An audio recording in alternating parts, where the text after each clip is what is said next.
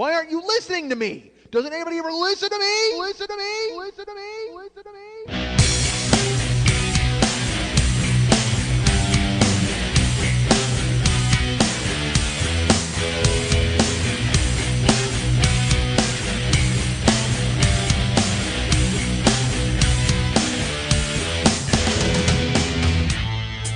Blame yourselves for this fucking word salad that I just spit all over the goddamn plate. This is all your fault. You and I like to. That's it. I work under the cover of darkness because I don't need the rest of society to look in my eyes and know that is a bad person. Hey, what's happening? Mike Schmidt, 40-Year-Old Boy Podcast. How are you, folks? I'm good. That's right. I ask you right out of the box how you are, goddammit. Because I am in a good mood. I shouldn't be. By rights, I should not be. I should be hating everything, and right now I should be sitting here telling you all about the bad things that have happened, but I can't. I can't because, folks, I have sprung up the stairs, and I have popped in here late. Certainly late. I cannot lie about that. All right, here's the thing. I sent a text to our friend Lily Von Stupp. She's the producer of this show. And I sent her a text yesterday, and I'm like, look, you know what? Same time as usual, between 3 and 4, but I cannot be late because I'm flying early Thursday morning. And she just sent a smiley face. Because I think she understood that never means anything. Whenever I send that text, I always think, because I think I'm going to be here, because I want to be here at 3. But in my head, I'm like, well, I'll get there at 3, but usually I'll settle for 4. And now I got, what time is it? 5:40. Hey, it's 5:40, folks. As I go ahead and check the time and temp, perhaps temp? No temp. But I will tell you it's not as hot as it has been in here. So my hair is not as wigged. My hair's been weird, like in the heat. It's like gotten all crazy, humid, curly. And look, I like curly hair. We all like curly hair, right? Nobody likes curly hair. Who am I kidding? Anyway, but I'm happy. I shouldn't be happy, but I am. I'll tell you this too. All right, here's what I did this morning, really quick. I won't spare you. I'm going to drop this on you, and you don't care. I dumped peroxide into my head. Right? Oh, it's 71. We had Lily. This is how invested she is in the show. Grabbed her iPhone and pulled up the weather. That's it. She's like, yeah, there's no reason for me to pay attention. I'm going to go ahead and grab the iPhone and look up those. Yeah, 71 degrees. It's 71 in Los Angeles right now. And there's a fan that's not blowing on me. I don't know why the fan is on if it's not blowing on me. It doesn't make any sense. Where's it blowing? It's blowing into the sky. You going to position that fan? Hold on, folks. You moved it an inch. I guess it's okay. All right, that's fine. Let's leave it there. That's good. Folks, remember when I was happy a second ago? It's fading. Oh, there we go. Yeah, that's right on. That's right in the old spot. Yeah, I got a fan between my knees, folks. That's a fucking chicken salad sandwich with Jack Nicholson. I got 5 easy fans right between my goddamn knees. That's right. You want me to hold that fan? I want you to hold it between your goddamn knees. All right. I was happy a second ago, but now I'm still happy. I will tell you that. And it's going to be the stupidest reason why I'm happy. Oh, first of all, I dumped peroxide in my head. Like I cleaned my ears out. Like the reason I laughed just before the show started because, folks, I can hear myself like amplified in my head. Normally, look, I have a head full of candles, as you know, all right? But this morning, I'm like, oh, because I had a bad headache. I'm like, oh, I got to take care of that before I get in a plane. And dumped it in, peroxide on each side, and cleaned it out. And now here I am, and I can hear myself. So I'm even more of a good mood because I can hear myself talking. Because otherwise, I sit there and I listen, and I'm like, oh, it sounds muted. Is that okay? Is it muted? You need to turn me up? No, you don't need to turn me up. You need to get a melon baller and scoop out my head. What the fuck? But luckily I took care of that, and now I'm here, and I can hear myself as I vividly talk into your ears. Do you vividly talk? That's an adverb that I used incorrectly. Is incorrectly an adverb as well? Perhaps it is. But I was look. It's been a day on top of a week, and certainly it's been a month. We all know it's been a month. But it's been a day for me, and I should be, by all rights, I should be upset. I should really be upset, and I'll get to that. I will get to that. But I can't be upset now, and you're going to laugh at me because you'll hear why I'm not upset. Because it's a stupid reason. Quite frankly, you're going to go, because then when I tell you later why I was upset, then you're going to think back and go, that was the thing that cured him of his being upset? Was that part? That doesn't make any sense at all. That would, if anything, the thing that made me happy would probably make some of you even more angry. But yet I cannot argue for some reason. It gave me it was a catharsis. All right. And it hit me in a place that I hadn't been hit in a while. And I'm like, you know what? Yeah, I'll do this. Let's do this. This is happening right fucking now. I got in the car to come over here, folks. And I was all set to have a gripe fest. I was all set to sit down and go, I'm late and I'm sad. And here's why. And yet I could not. And here's why, folks. Because I'm in the car and I turn on the radio and I'm driving. And, again, this is going to sound ludicrous to all of you, most of you, certainly to me. It sounds ludicrous to me, and yet I have to explain to you that it is absolutely true. I have been pulled out of the depths of despair. I have been yanked out of depression. I have been pulled into the real world, away from like feeling sorry for myself and brooding and just kind of staring into the distance and wondering what it all means, by John Bon Jovi. Yes, it's true. I don't know why. I hate John Bon Jovi. I don't like Bon Jovi. I don't like Richie Sambora. I certainly don't care for Tico Torres. I think we can all agree on that. I don't think there's a soul among you out there who goes, yeah, I like Tico Torres. No, when I say I don't care for Tico Torres, it is a universe of nodding all across the United States, Singapore, China, London. Everybody just, yeah, we hate Tico Torres too. That's a lot of alliteration to hate a guy, but who cares? If you're going to bust out the alliteration, do it to hate Tico Torres. And I don't care for John Bryan either, honestly. Look, I don't like anybody in Bon Jovi, but sometimes it all comes together and it works in a way that it shouldn't. It really shouldn't. Because look, I don't like you give love a bad name. Fuck you. I've heard it a billion times. Wanted Dead or Alive. Yes, I get it. You're a cowboy. The Steel Horse. Right. Enough. We're done. The acoustic version, entertaining for a while, but now that Richie's a drunk, nobody wants to see it anymore. And I told you, my wife has dragged me to see Bon Jovi, and I don't care. Pat still loves Bon Jovi. His solo albums, country albums, all this, every fucking horrible, craven twist and turn John Bon Jovi has tried to stay in the spotlight has only made me hate him more. It has just built my anti-Bon Jovi shell over and over. I have an anti-Bon Jovi pod I actually climb into. It's like whenever anybody starts talking about Bon Jovi, I press a button on my belt and it opens up like an egg and I climb into it so I don't have to fucking listen to them because I hate John Bon Jovi and the band. I don't care for the band, as I've mentioned. I'm sure that maybe they'd be good guys if I met them and I wanted to hang out with. Oh no, John would not be a good guy. I got to take that back. John would not be a good guy at all. Anyway. I don't care for them. I don't. That's what I'm saying. The popular songs, whatever. But then you'll hear a song that you haven't heard in a long time from Bon Jovi, and you remember why you kind of liked them back in the 80s. Maybe you don't. Or I should stop addressing this like you are doing the same thing I'm doing. I am not the universal we, all right? I don't speak for all of you. I speak for me, and then you either nod or turn me off and unplug your iPod vagina and then throw your iPod out onto the freeway because you're tired of my voice talking about Bon Jovi. But look, dudes, I'm sorry. Look, shot through the heart, bad medicine, all that. I don't care. I don't care about any of it. But today, when I turned on the car radio and there was a guy talking, and then a song called Wild in the Streets started playing. Now, I believe that's off New Jersey. And on New Jersey, there was a million songs on New Jersey that were hits. But Wild in the Streets was one of those songs that was like, I think they might have released it as the 8th single because they decided, hey, let's try to wring a few more fucking dollars out of the public. They've bought everything else we've put out at this point. Why not go ahead and foist Wild in the Streets on them? And it's the same way, but because, all right, I'm going to tell you this.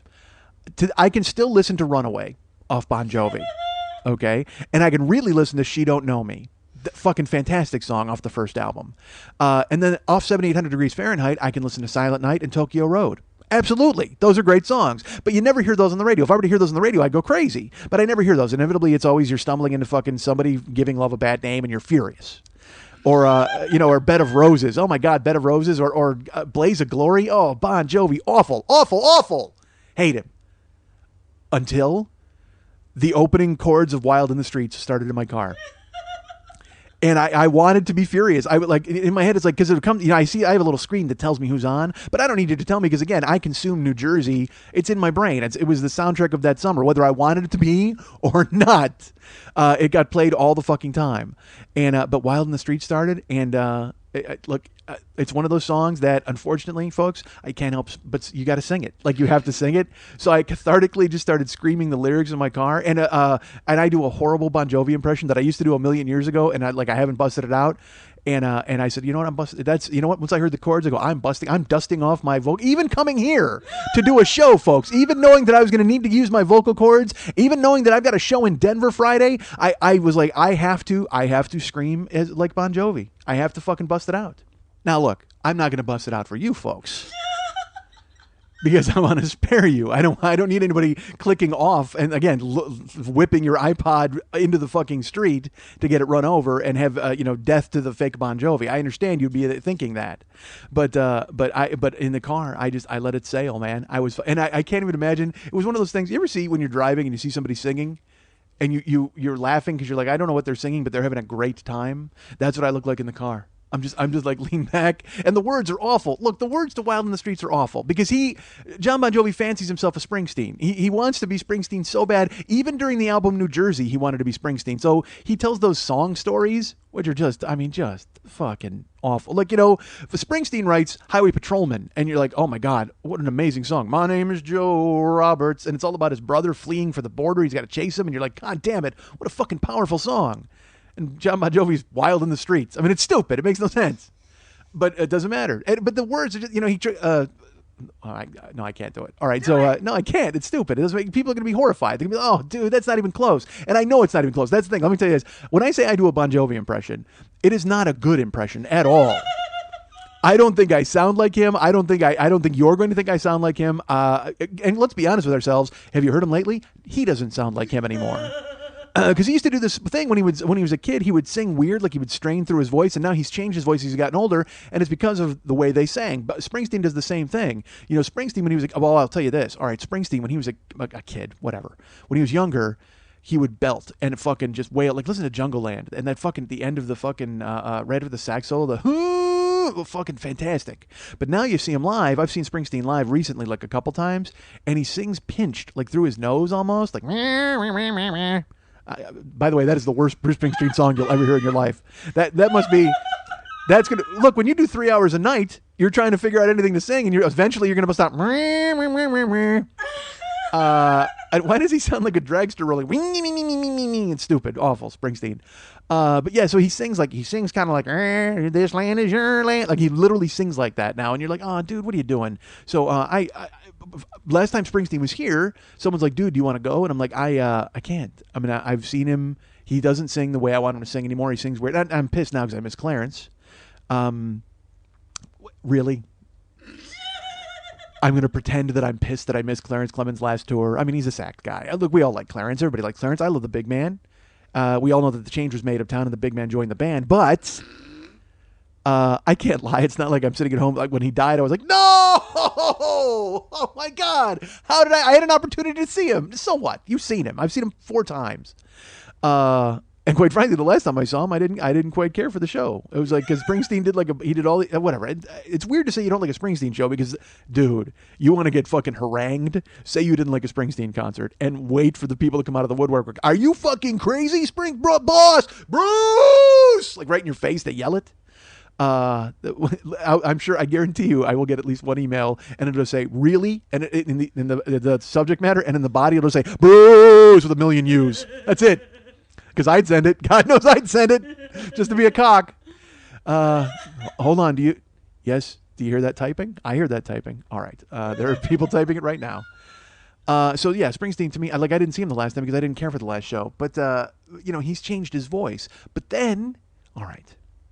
Springsteen has changed his voice, but then he did the Rock and Roll Hall of Fame, like the big extravagant concert or whatever last year. It was on HBO. It was like a 9-hour fucking thing. And it was that thing where they were like, hey, here's Metallica singing with the Supremes. Like when they just start jamming people together.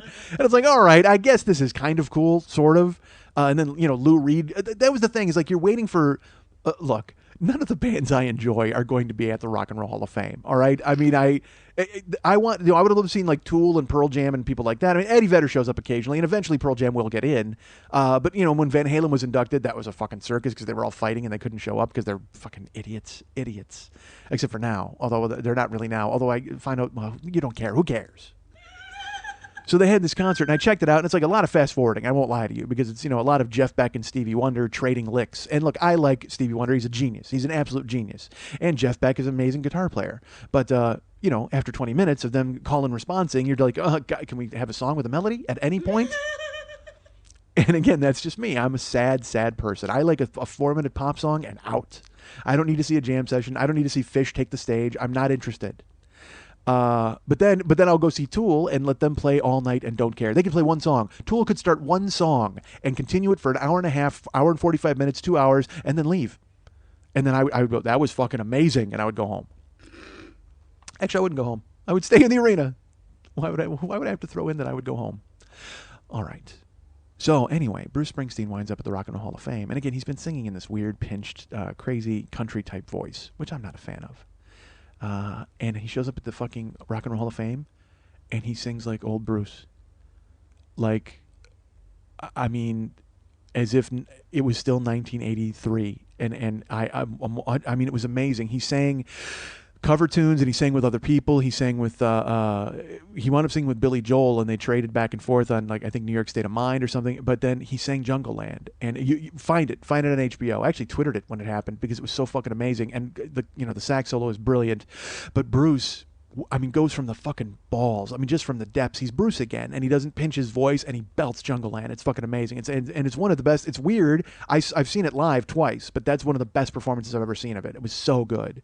It was, and just again on TV, for Christ's sake. But I guess he knew what the stakes were, and it was the Hall of Fame, and it was going to be on. I don't know what it was, but it was enough to take him out of his fucking crunchy country shell.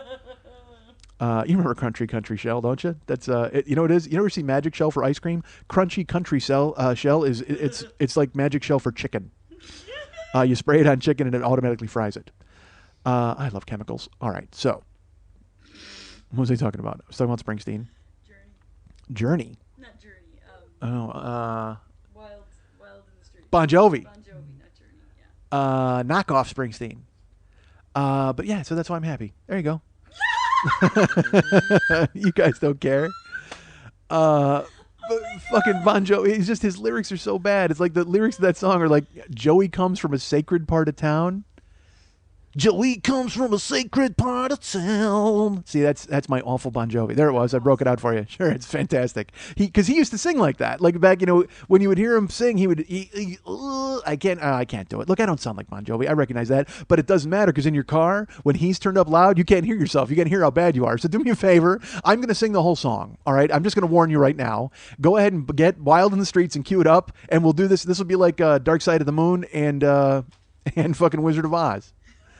I'll do Wild in the Streets with Bon Jovi. You'll listen to me doing it while it's playing in your car, and you'll never hear how bad I am. That's fine. Sometimes you talk... So never mind. All right, so... Joey comes from a sacred part of town where you talk so tough your feet don't touch the ground. What the fuck does that mean? The worst lyrics of all time. Listen to the backbeat. The backbeat. Kill yourself. Making love in the backseat. That wasn't my Bon Jovi. That was me. That was me doing that. Awful. But I couldn't help it. I was singing it. It just made me so fucking happy to sing. God damn it! I must admit, I love that song because it's not done to death. It's not hammered. It doesn't go into your brain. All right. That's a lot of Bon Jovi talk for no reason. I'm stretching. All right. Hi. I'm back. So stupid. Like, literally, this is what a waste. What a terrible open to the show. Because I was happy. Look, I know that happiness is not translated to you folks. You are not happy with this. I was happy to hear Wild in the Streets and sing it, and you're not happy at all. You're like, dude, that means nothing to us. And why'd you talk about Springsteen? You got diverted into a million different things. A lot of people are throwing their iPods out of their cars. I like the fact that I came up with that as an idea, and that people are doing it. It's like Lane Meyer in Better Off Dead. You ever see in Better Off Dead? John Cusack's in Better Off Dead, and all the She's Gone, all those songs play on the radio, and literally he just throws the radio. He yanks it out of the dashboard and whips it out in the goddamn street. Oh, Jesus, you folks are all Lane Meyer. We're all Lane Meyer when you think about it. Sometimes a town ain't pretty, but you know it ain't that bad. That's awful. All right. I had to back away from the microphone there. I can't imagine how bad that's going to sound in people's heads. Sometimes a town ain't pretty. This town ain't pretty, but you know it ain't so bad. And then what's the next line? Just like a girl who's pretty, but inside you know she's so sad. So like a town ain't pretty, but you know it ain't so bad. But it's like a girl who's so pretty, but you know inside she's so sad. Again, a couplet that makes no sense, but it doesn't matter because sang at the right pace and with the right music behind it and the same enthusiasm. God damn, it's brilliance. Bon Jovi brilliance. And I never thought I would combine those words ever in a sentence. But you know what? Go listen to Silent Night in Tokyo Road. God damn it. All right. And In and Out of Love. I must admit, In and Out of Love gets me. All the early stuff. Because it's like once they became huge, you didn't want to fucking hear them anymore because they kept playing. They got played to death over and fucking over.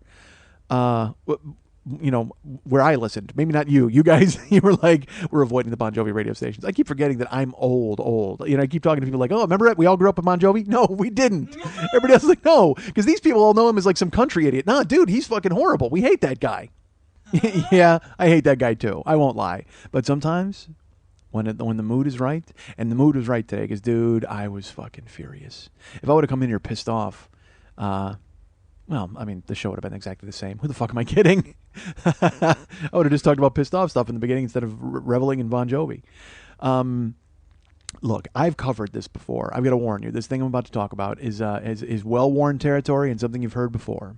But I gotta mention it again. I ordered T-shirts for Denver, and was excited to get them. I'm excited to have them. I will have them in this at this show this weekend. And let me say this right now too. By the way, I'm getting a lot of people who already are trying to buy Denver shirts from me via email.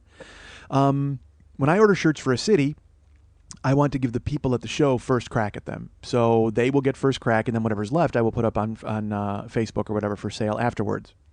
Now, I'm going to tell you this. I'm also getting emails from people who want certain sizes. And they're also talking about other cities and things like that. So if you're in any city at all, first of all, in Denver, the shirts have already been ordered, so this does not apply. All I can tell you is after the show, get to me quick. Because I have, like I said, I have a limited supply because I don't order a ton, because if I don't sell them, then I'm sleeping on them, and that can't happen. But in the future, like I said, we've got shows coming up in other cities. If you know that you want a shirt and it's a size I'm not usually going to get, like I've had some 3X people write me and say, you got to order a 3X for that city because I will buy it.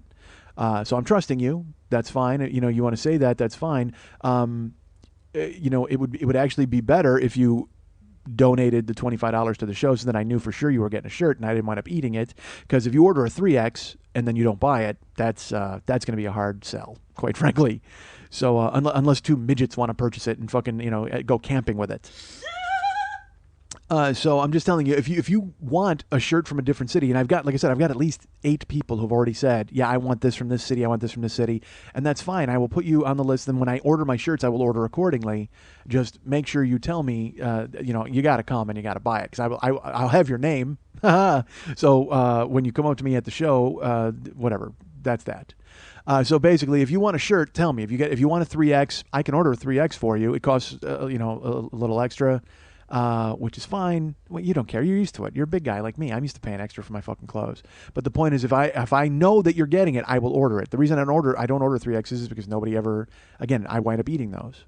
Whatever. This is fucking, goddamn, this went nowhere. That's the bottom line. If you want a shirt for a specific city, a specific size, write me and let me know, so then I know for sure to factor it in. Cool? Cool. Okay. And that's for the big sizes, 3X and 2X. I mean, I'm going to have a certain, fuck, shut up. So I ordered shirts. I got shirts coming for Denver. And I ordered the shirts the last week of August. August 25th, I think. So I called up, placed the order. And these, it's, you know, Boomer Tees in Chicago, outlying area. And they're good. They're really good. I liked what they did with Philadelphia and New York. So I'm like, cool, we'll do the Denver shirts. And they know what I want. At least 2 of the people there know what I want. The other 2 people that I dealt with this time were, you know, kind of, look. Hold on. Oh, that was weird. I disappeared because I'm fiddling with a cord, and it made me disappear in my head, and it did it again. Jesus Christ! Hold on. Okay, is it recording? I'm haunted. All right. I got to stop touching the cord, folks.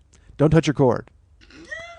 When I ordered last time, there was a guy there, and he was a manager who helped me out, and he was terrific. I had asked for a photograph of the shirt because I'm nervous. I'm almost, 2,000 miles away. I don't know what they're going to look like. I don't want to open the box and all of a sudden it looks like shit. I have no idea. So I'd love to get a preview of it. So they were really cool. They sent me photographs the last time and I was like, that's great. So this time around, I started getting emails from a different guy and he's like, all right, well, here's the mock-up. And the mock-up looked really small. And so I said to him, well, do me a favor, just do what you guys did last time. And he's like, well, I don't know what we did last time. I said, hi, that's great, but so talk to this guy and figure, I'm sure you got a template, right? You made 2 different shirts for me last month. Just make the exact same shirt from the template. And this guy wrote me and he's like, oh, I'll try to look for it, but I don't know if we have that. That's not how we do it. We don't keep it on file. I'm like, do you destroy all your paperwork once you're finished? What the fuck? But I believe it was the problem was this guy and not the company. It was, dealing with him. So, he then sent me another mock-up and it was too small. And I said, look, you got to measure what you did last time. And he's like, well, we don't have a shirt. And I go, I understand, but you got, I have. And it just so happened that the last time I did this, I was sent a mock-up with measurements, actual inches and all that kind of stuff. So I then forwarded that to him. And then I also got my shirt out and I measured it and I realized in the back how big it was. And I sent him the measurements. I'm like, look, so I basically did his fucking job as far as I'm concerned. And I shouldn't care. I should not care, right? But I am constantly surprised by people who don't do their job, don't care to do their job, don't know how to do their job. And again, he might be new. I don't know what the fuck. Maybe I just happened to get the really good guy the first time, who was able to hold my hand through it and was really nice and prompt and asked me questions, and I was attentive and I was part of the process. But this guy's just like, here's the mock-up, give me an approval. I'm like, no, dude, that's not good. I need it bigger. Well, how much bigger? Well, I don't know. Do what you did last time. Well, we don't have that on file. What the fuck? So I wind up dealing with him, and then I'm like, look, can I get a photograph of the shirt? That's all I want. I just want to see a photograph. And he's like, well, you got to talk to my supervisor. Hold on. And he puts the supervisor on. And this guy was an expert in the, yeah. Okay. Yeah, we'll take care of it. Okay, bye. He was that guy. And he wasn't listening to me at all. He just wanted me to get off the fucking phone. But I was like, look, I'm in Los Angeles. I've never seen these shirts. You need to print one and send me a photograph of it so I know what it looks like, and then we can proceed. That's it. Before you make all of the shirts I've ordered, I want to see one of them, front and back, in a photograph. How hard is that? To take a photo and then email it to me in a second. And look, maybe I'm asking for above and beyond, but I'm paying you long distance for something I've never seen. And again, I'm a child, folks. I want to control everything. I want to make. To me, it has. The only reason I make these fucking shirts, all right, is because I think they're cool and I want them to look fucking great. I don't give a shit about. I'm not trying to. Do I want to make money? Everybody wants to make money, but I could make cheap fucking shirts and knock them off, and then just say, "Hey guys, buy this. It's got my name on it." No, fucking Mex buries the artwork, kills it, and then I get it and we approve it, we go back and forth on it, and then we send it to them, they look at it. We want these shirts to look fucking amazing. Philadelphia looked amazing. New York looked amazing. I think Denver looks great. Well, I'm not saying amazing. I just didn't want to say amazing again, but it looks just as good as New York and Philadelphia. I didn't, because I said amazing. I didn't want to say Denver looks amazing because I was saying amazing so many goddamn times. Whatever, who cares? Denver looks amazing. God damn it. Voice. I keep losing my head.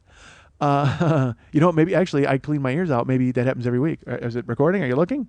Everything's good. Okay, I'm scared.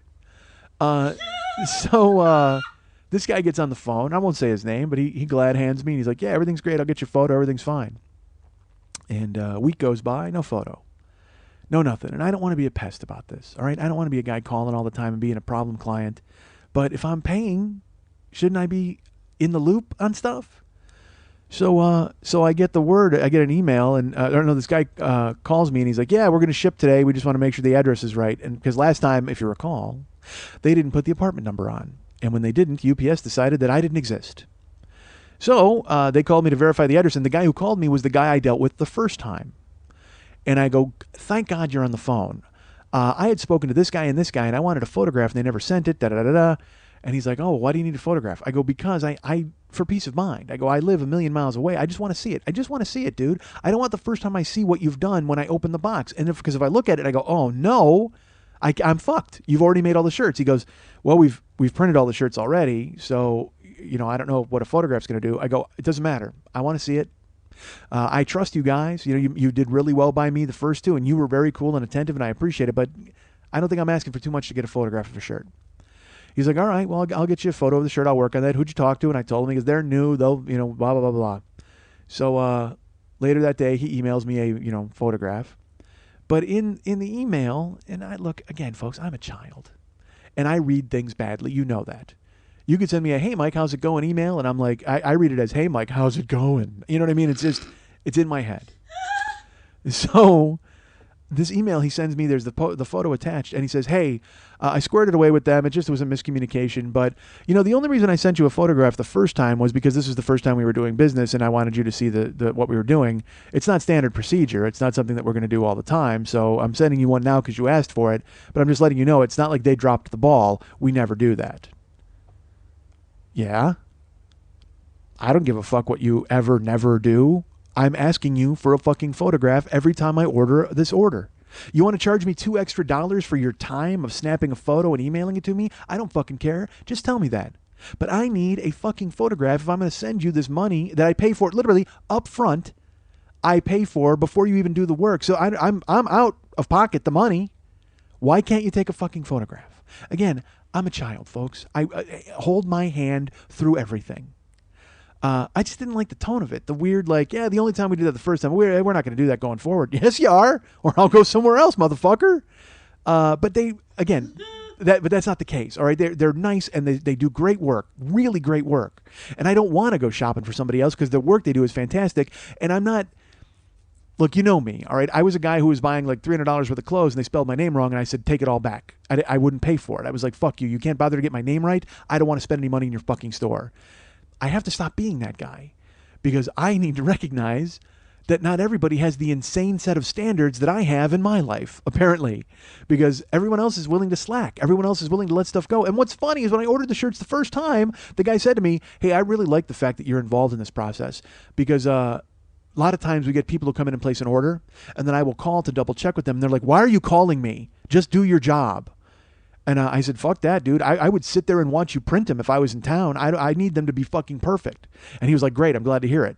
Well, now when I call and I play, I'm that guy again and I want a photograph, they're like, easy. Throttle it down out there on the West Coast, buddy. No, I'm not going to throttle it down. And I'm also not going to switch. I'm not going to go somewhere else because they do fucking great work. And I've been, as you know, I've played T-shirt before. So I've been to several different places and not been happy with what the fuck they've turned out. These guys do great work, and I don't want to lose them. I really enjoy what they do. And but sure enough, whatever. So I dealt with it. That's fine. So they shipped the shirts. Shirts were shipped on September 7th. Guaranteed delivery by the 13th. And that's what? Tuesday? I think it was yesterday. Yeah.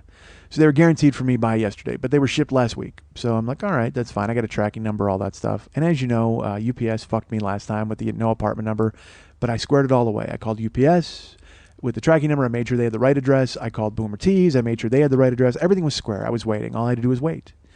So yesterday was Tuesday, and I had an appointment at 1 o'clock. So you know me, I live upside down, so I don't get home until like 6:30 or 7 a.m. And then I usually don't go to bed until like 11 or 12. Well, if I had lunch at 1, that wasn't going to fucking happen. So I came home and I went right to bed at 6:15. And Karen said she would be there in the daytime to wait for the shirts, which is fine. And I figured they'd get there early. It's UPS. I wake up at 12:30. I said, the shirt's here yet? She says, no. I said, all right, I get dressed. I go to lunch. And I'm not worried about it. They're coming. Finish lunch. I get home about 3:15. Shirts here yet? Nope. Now I'm a little worried. So I decide I'm going to call and bother UPS. First I go and I check the tracking number online. It says in transit, but it tells you exactly where it is. Well, here's what it said for yesterday. It said 9:10 a.m. in transit, 9:12 a.m. mechanical failure, 9:27 a.m. package en route, in transit. So I don't know what the fuck that means. So I call UPS in a panic. And I have to call their national 800 number, and I get a guy on the phone, and he's very nice. And I say to him, I go, look, it says mechanical failure. I don't know what this means. Can you tell me what's happening? It's 3:15. I had a problem the last time with the driver. He didn't bring it because it had an apartment number. You got the address. I'm trying to be professional, but yet at the same time, I haven't been, I've only gotten a few hours of sleep. I'm just trying to take care of it. So he puts me on hold, comes back, and he goes, oh yeah, he goes, it's in transit. It's on its way to your house. I said, you're sure? He goes, yeah, I just spoke to the hub. They guarantee me that it's on the way. What it was mechanical failure. It got put on a truck this morning. That truck broke down. So then they had to divide all of the packages on that truck among the other trucks. And while they fix that truck, it's out. So it's on another truck, but it's definitely going to get to you today. I said, cool. I go, what time? He goes, well, close of business. I go, what time's that? He goes, usually around 5:36. He goes, but because of the change and the mechanical failure and the breakdown, it'll probably be 7, no later than 7:30. I said, fantastic. That's all I wanted to hear. Click, hang up. So, it's like I said, it's about 3:30 now. Now I could probably go back to bed. I wanted to, but I was like, I'm excited. I want to wait for the shirts. So 3:30 becomes 4:30. No shirts. 4:30 becomes 5:30. No shirts. 5:30 now, that's close of business, as far as I know. Other than the mechanical failure. He told me 5:36 is usually close of business. So now I lose it. I call up UPS again. I get a different guy, obviously, because it's an 800 number. And I said, look, I already called at 3:30. They guaranteed me that it was going to be here. It's in transit. I covered every base that I possibly could with this guy. And he says, great. Let me check. Hold on. Writes the tracking number down, punches it in. And he goes, yeah, it's going to be at your house before 7:30 tonight. I said, you're sure? Because it doesn't say that where I'm looking. He goes, no. He goes, I'm just telling you, I know for sure it's on a truck, which means it's out. It's out to be delivered. And it's just a matter of what time the driver gets to you with his route. I said, okay. So, it's going to be here because I'm telling you, dude, I'm a little freaky right now. It was supposed to be here earlier, and then at this mechanical failure, I'm starting to get a little. I said, and all right, I said I'm on a plane tomorrow. I'm not on a plane tomorrow. Hold on, lean in close. I'm not on a plane tomorrow, but he doesn't know that. But I said, look, I was told that it would be here today because I'm on a plane tomorrow and I cannot not have this. It's something that I desperately need. He goes, I'm guaranteeing you it will be there by 7:30. I said, awesome. You're guaranteeing? He goes, yes, definitely. I guarantee it. It's on the truck. I'm showing it right now. It's just out to be delivered. It'll get to you. It's been on the truck since 9:30 this morning. It will get to you. I guarantee it'll be there by 7:30. He goes, probably 7, but at least 7:30. That's at the most. I said, great. Hung up the phone. I looked at Karen. I go, look, I gotta sleep. All right. I went to bed at 6. I go, I just gotta sleep. I go, do me a favor. I said, if the shirts come, I go, you know what? I go, when they come, don't open them. I go, bullshit. Open them, but don't wake me up. Because even if they're fucked up, I can't do anything about it tonight. I go, just let them stay there, and then I'll get up and I'll look at them in the morning, or I'll get up and look at them before I go to work. But that's fine. Just let them sit, open up and look at them if you want. But I don't, again, it's nothing I can fix. So don't wake me up when they come. It's not that big a deal. She said, okay. So I lay down at 6, wake up at 9. And I opened my bedroom door and I poke my head out and I go, hey, Karen, shirts? She goes, no shirts. And I lost my fucking mind. I'm in the bedroom, okay, and if you haven't seen my apartment, it's like the bedroom's off in the corner, and then out there, my computer and stuff's in the living room. And I go, what? And she said, no shirts. I go, why the fuck didn't you wake me up? And she goes, you said not to wake you up. I said, no, don't wake me up if they come because I can't fix it. I go, but if they didn't come, then I have to call. And she goes, I'm sorry. And it's not her fault. Again, not her fault. I'm just fucking furious that they're not there. So I storm out of my fucking bedroom. I go, I have to call them. And I storm out and I fucking sit at my desk and I grab the fucking phone and I immediately call the 800 number for UPS. And I mean, the person picks up the phone. It's a woman named Jill. And Jill walked into a motherfucking buzzsaw because I lost my mind. I go, what's your name? Jill. All right, fine, Jill. And I recapped it from the beginning to the fucking end, from last month's shipment. I go, look, you guys were supposed to bring me something. There was an apartment number. You drove off. I had to come pick it up in fucking Van Nuys. I didn't swear. I will tell you this. I did not swear. There was heavy bass in my voice. Heavy bass. I was pissed, and I was rolling downhill. It was like, remember all that stuff about Bon Jovi earlier? Imagine if I had done all that on the phone, but I was mad about something. All right, that's what it was. So I was just rolling fucking downhill on this chick, and she's processing it and listening, and I'm not yelling, but I'm angry and I'm aggressive, and I'm like, look, I don't understand why this is happening. I was guaranteed it would be here by 7:30, and now it's 9:05 and it's not here. What is going on? I need to pick it up. I'm on a flight tomorrow. I'm not on a flight tomorrow, but they don't know that. But I'm on a flight tomorrow. I was assured, I was guaranteed. And she goes, sir, I'm sorry, we can't guarantee ground shipments. I go, Jill, that's great. Maybe you should tell the other guys I spoke to today who used the word guarantee no less than 11 times each. Guarantee it'll be there. Guarantee by 7. Guarantee by 7:30. They told me it would be there. Why is it not here? And I'm yelling. All right, I've got heavy voice, not screaming, but like this, like what you hear now. It's this tone, and I'm coming at her hard. And I'm sitting there and I'm talking. And I should tell you this, folks. It's been, the blinds are open, the windows are open at my house. I'm naked.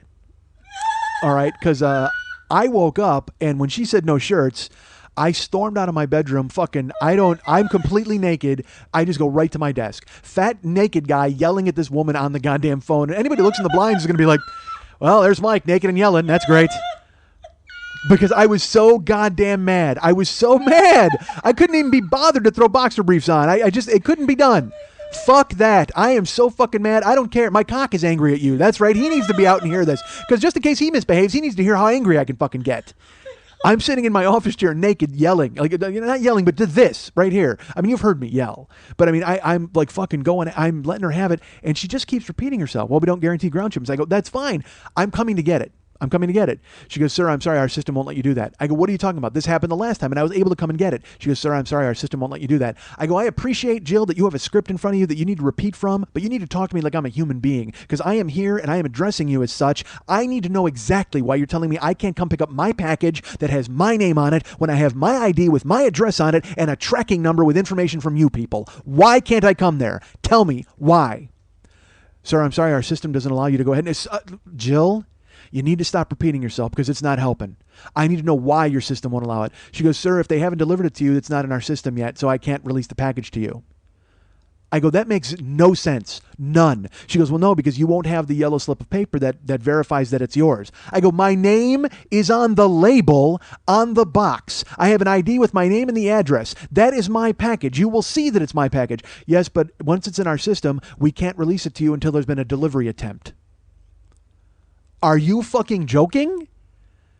Dude, are you telling me that you own my package until you give it to me? Like it's yours, even though my name is on it and somebody sent it to me and I paid to have it fucking shipped? Are you kidding? And again, I didn't swear, but I said all of these other things. And she's like, no, she goes, well, you're not listening to me. Once it's in our system, we have to deliver it to you. I go, yes. Why didn't you? Well, I can't answer to that, sir. All I know is it's here and there's nothing we can do about it. I go, it's there. I'm coming to get it. Get it ready. I am coming to get it. Sir, I'm not saying that it's here. I'm not in where the package is. I go, where are you? She goes, I'm at the corporate office. This is an 800 number. I go, I need to talk to somebody in Van Nuys. I need to give me that phone number. I am going there to pick it up. I am on a flight tomorrow. I'm not on a flight tomorrow, but they don't know that. And she's just like, she keeps repeating herself. And finally I go, Jill, I need to stop you because you are not listening to me. You are not treating me even like a human being. Quite frankly, you're just giving me this robot and you're parroting responses. I need a supervisor, a manager, Captain Brown, whoever the fuck you got working there.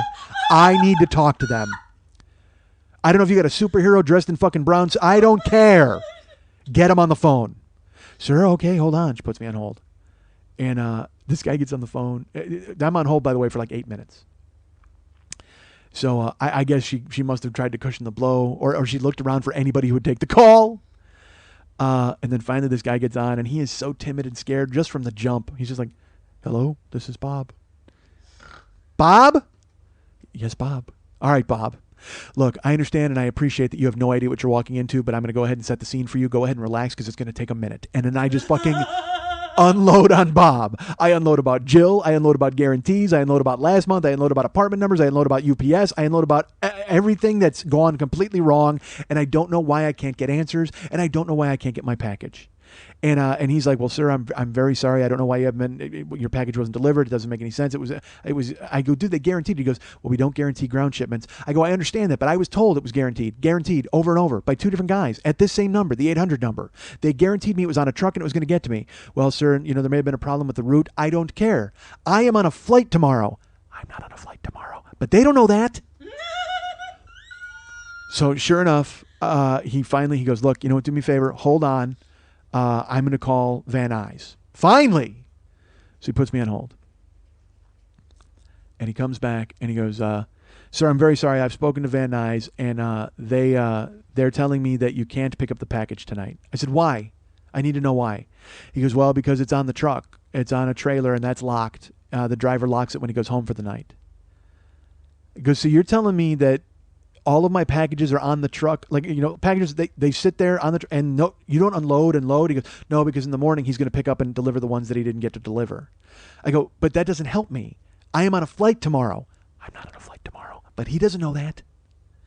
And he goes, sir, I'm very sorry. There's nothing I can do. I go, well, you need to find out when I can pick it up. I go, because the last thing I want you to do tomorrow is put this on a goddamn truck and have it go on another joyride around the valley when I'm supposed to be on a plane tomorrow. I'm not on a plane tomorrow, but he doesn't know that. And he's like, all right, sir, I will call Van Nuys back. Please hold. And he puts me back on hold. And I'm on hold about 10 minutes. And I'm losing it. And then it dawns on me that I'm naked. You know what I mean? Then I look around. And I'm like, oh, shit, we got to close the blinds or something. This is not good. But I'm so mad I don't fucking care. And finally he comes back on. And he goes, yes, I called Van Nuys. He goes, unfortunately, they said it's on a locked trailer. They can't get your package tonight. You can get it from them tomorrow.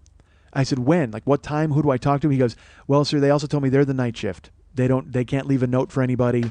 They don't know anything about it. You have to talk to the day shift in the morning. And look, fuck day man and night man and fucking, you know where it's not always sunny? In Van Nuys, motherfucker.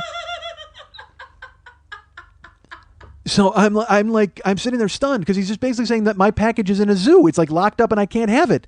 And the night shift doesn't know what the day shift does. He goes, I go, can they leave a note? Can they tell them not to put it on the truck? He goes, you can call in the morning. I go, well, can't they talk to the guy in the morning? He goes, no, I'm sorry. If they said they're the night shift, if they leave a note, it'll just get overlooked. And I go, you realize how ridiculous this is, right? You can see how ludicrous this is. And he goes, yes, I can. I apologize. And I go, so what do I do? And he goes, I'm going to give you the direct number to Van Nuys so you don't have to call us and have a middleman.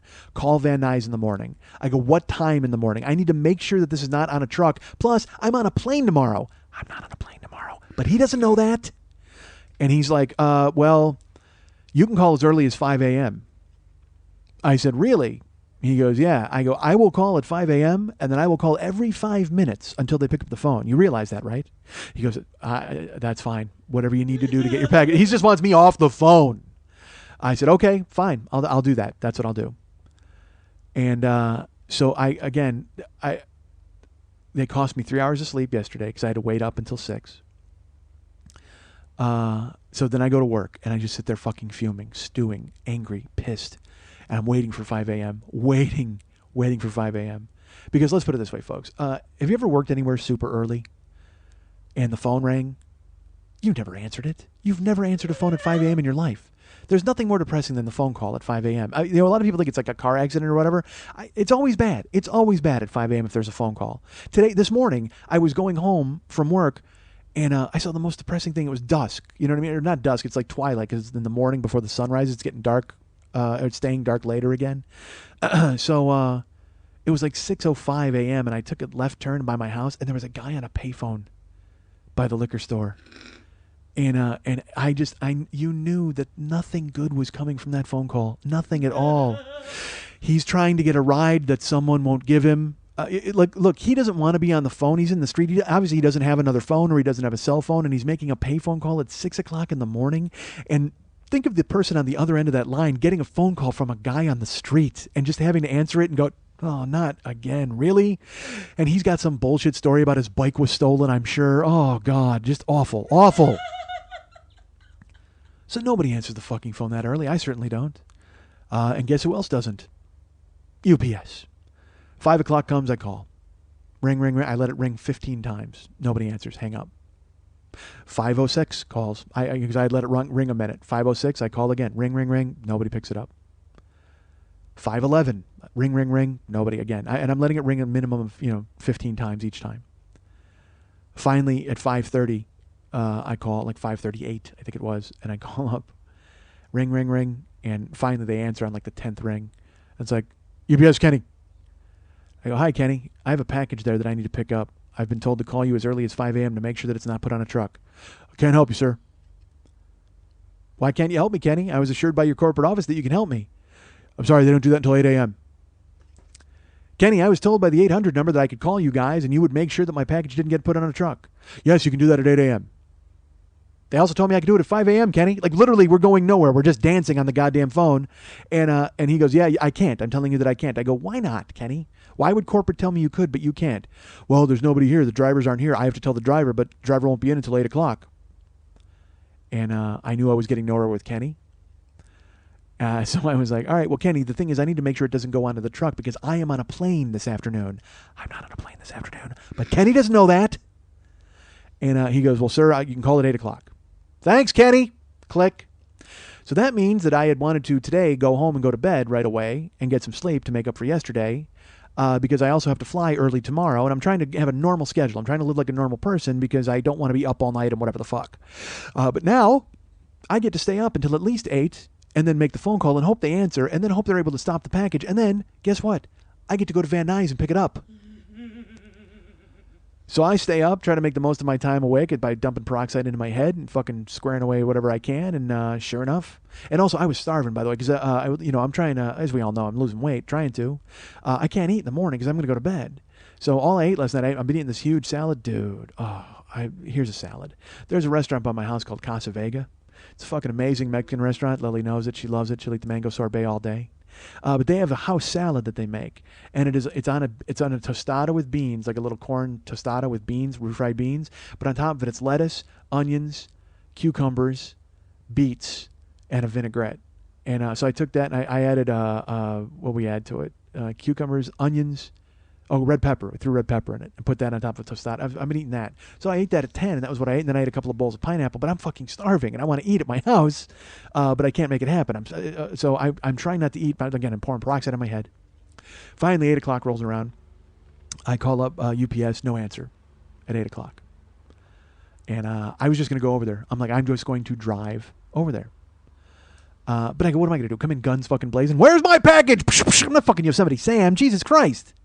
So I wait, and I wait until 8:15 because I was on the phone with Mex at the time, and I go, I got to call them. It's a drama, saga. So 8:15, and look, I recognize I told you all this before when this happened with the shirts, but nothing happens in my life that I don't tell you about. So I have to recap it again. I should have just said, you know what, go listen to the Philadelphia show. But then you would have missed naked me in an office chair. God knows nobody wants to miss that. So sure enough, 8:15, they answer the phone. And I said, listen, I have a package there, and I have to make sure it does not go on a truck. And they go, well, they're loading the trucks now. And I said, I understand that. I need to make sure my package doesn't go. He goes, you got a tracking number? I said, yes. Gave him the tracking number, gave him the address, gave him my name. And he goes, all right. He goes, I'll go take a look and make sure. He goes, it might have already gone out. I hope it didn't. He goes, but I'll take a look. And it's like, might have already gone out? Really? Yesterday they didn't go out until 9:30. All right, don't tell me that it already fucking went out. It just means he doesn't want to go in the back and fucking look. That's my guess. But I said to him, I go, look, I understand that you're saying that, but I can't have it go on the truck. I am on a plane this afternoon. I'm not on a plane this afternoon. But he doesn't know that. So sure enough, I said to him, he goes, oh, really? And I go, so I desperately need to get this package. I can't let it get on a truck. And he goes, all right. I go, so you need to give me an ETA of when you're going to call me. He goes, well, when do you need to know? I go, I'm getting on a plane this afternoon. I'm not getting on a plane this afternoon. But he doesn't know that. And he, sure enough, he just goes, 10 minutes. Like, he felt the urgency all of a sudden. It was great. And he goes, 10 minutes. I go, all right, 10 minutes. And I hang up the phone. And I wait. And I wait. And I wait. 7 minutes later, the phone rings. And it's United Parcel Service. And I pick it up, and it's a woman. It's not the guy. And he goes, is this Mike Schmidt? I said, yeah. And she says, all right, I have your package right here. They were able to take it off the truck. I said, fantastic. Can I come pick it up now? She goes, yes, come right now. I said, great. I'm on my way. Click. Because I want to go to bed. So I leave my house at 8:30. Got to get to Van Nuys. And the thing is, getting anywhere in the morning in Los Angeles is tough because it's traffic, even the surface streets and bullshit. And then to drive through Van Nuys is just, I mean, you ever see those commercials for depression or people, and they show those sad people in the commercials before they take the special pill? That's Van Nuys in a person. Like, Van Nuys is just, I think Van Nuys is Spanish for sadness, because Van Nuys is the worst, because it's where like the DMV is and the courthouse and all these different fucking buildings that you don't want to see. Oh my God, it's just a terrible place. And here's how bad people are waiting for the bus. You know, you're in Van Nuys when you see the 23-year-old mother with her 3 kids waiting for a bus. She's got a 5-year-old, a 3-year-old, and she's holding a baby. And she's sitting there waiting for the bus at 8:45 in the morning. What an existence. I literally, I would get on the bus and go, crash us. I want to kill us all, but I don't have the guts. I'm going to rely on you to take us all out, bus driver. Do it for me. And you're driving and seeing people waiting for buses, and they're standing on the street corner. There's people just like talking and begging, and oh my God. The LA DWP is over there, the headquarters for DWP. Now, get this. You pass the DWP, there's like 10 people waiting outside to pay their bill at 10 to 9 because it opens at 9.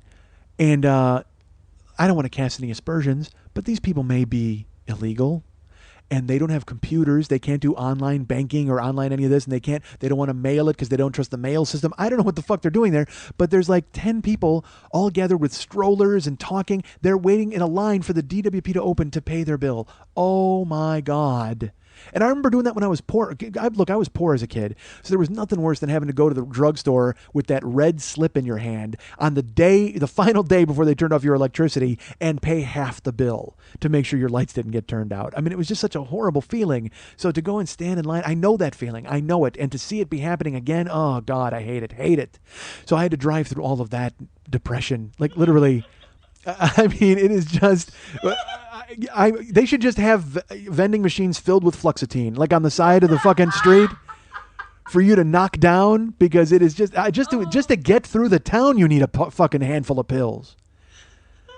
So I drive, and again, it makes sense. That's where the industrial area is. That's where fucking. I mean, there's a dude right by the Van Nuys, the fucking UPS. There's a strip club called the Club 7227, and it says hottest Latina strip club in LA.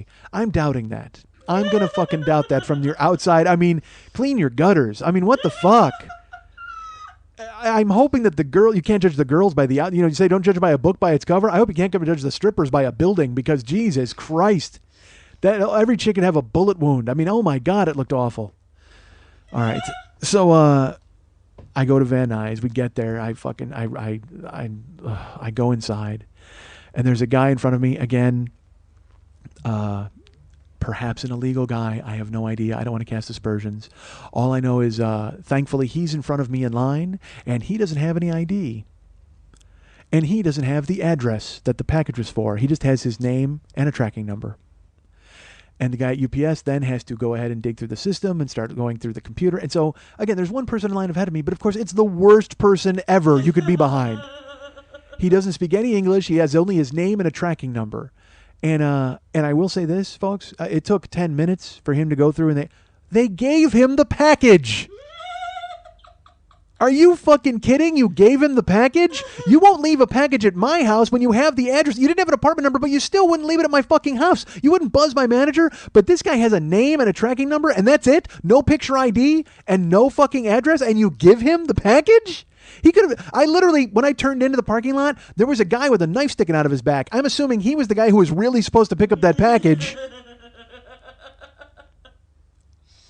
But sure, and the weird thing was, like, again, because they can't be bothered. They're civil servants, technically, not really. But it's like when you go to the post office and those guys, and the DMV, where they have that world-weary, what do you want face. And that's what this UPS guy did. He was just like, he's the human exhale. He's just like, oh. It's like, I remember that I told you about that guy when I went to an audition, and he just kept rolling his eyes at everybody and making that noise. The human sigh. That's what this guy was like, a human shoulder shrug, where he's just like, what are you going to do? I work at UPS and I'm 80. I mean, it was just so fucking give up time. So he gives the kid the package, and the kid's just like, gracias. Like, he doesn't even know fucking English to say thank you, walks out. And so I go to the front, and I've got a tracking number and ID. I hand it to the guy, and out of the back comes a hand truck, and on the hand truck is my package. And I know it's my package because I've picked up a package from here before with the exact same markings on it. I know it's mine. So this guy rolls out the hand truck, and I go, hey, that's probably mine. And he doesn't listen to me. And he goes to pull the hand truck in the other room, and I go, hey, you know what? That's probably mine. And then he lifts it up onto his shoulder, and he goes to walk away. And I go, hey, that package is probably mine. And he walks away, ignores me completely, and goes in the other room. Meanwhile, this guy's looking for my address and all this kind of stuff. And then that dude emerges from the back room, and he goes, what's your name? And I go, Mike Schmidt. And he goes, oh, that is yours. Yes, I could have saved you lifting the 20 pounds and walking 10 steps, you motherfucker. I told you it was mine. And he pulls it out. He goes, what are you, psychic? And I'm like, what are you, deaf?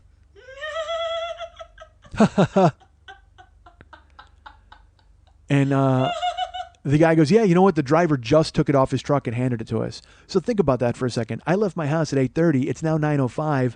If I had come when I wanted it, like at 8:15 when they told me it was there, and I had gotten there in like 10 minutes, it wouldn't have been there. Even though they told me, yes, you can pick it up this second, it still wasn't there. I would have, and believe me, do you want to know what I would have done if I would have walked in the building and they would have said, oh, well, we don't have it? I would have gone fucking bananas. Fucking-nanas. But instead so he gave me the package, and then sure enough, the world weary guy just whatever, punches a few buttons. And this is my favorite part of the whole thing. I think I told you last time I did this, there was this tiny little hot spinner girl, and she was wearing her little uniform, and I was like, she was really cute. And she went and got my package, and it was the New York and the Philadelphia shirts, which is about a 40-pound package. And she lifted it up, and she came spinning out of the double doors, and she's like spinning around looking for the table. And I'm like, I can grab that. She's like, sir, stay behind the counter. And she like slams it on the table. Well, this other guy had gone and put my package on the back table, and World Weary checks me, and he goes all that, and he goes, all right, thank you, sir, and walks away. And so I go in the back where the countertop is, where the woman told me I could not go, and I have to lift up my own package. He couldn't even be bothered. He couldn't be bothered to lift my package and move it 7 feet closer to where I was. He just goes, all right, there you go. He walks away. So I have to go back behind the counter where he works. I'm in Browntown, and I have to go back there and actually lift up my own package and carry it out, which I don't mind. Again, I tried to help the little spinner girl, but it just made me laugh the difference. She was so adamant about the rules. No, sir, you got to get behind the counter. Hold on, sir. Carry the package bigger than her. This motherfucker couldn't be bothered to lift it 5 feet. Unbelievable. And finally, I got the shirts and brought them to my house, and I didn't get to bed until 10:30. So when I tell you that I was so happy to hear Bon Jovi in the car.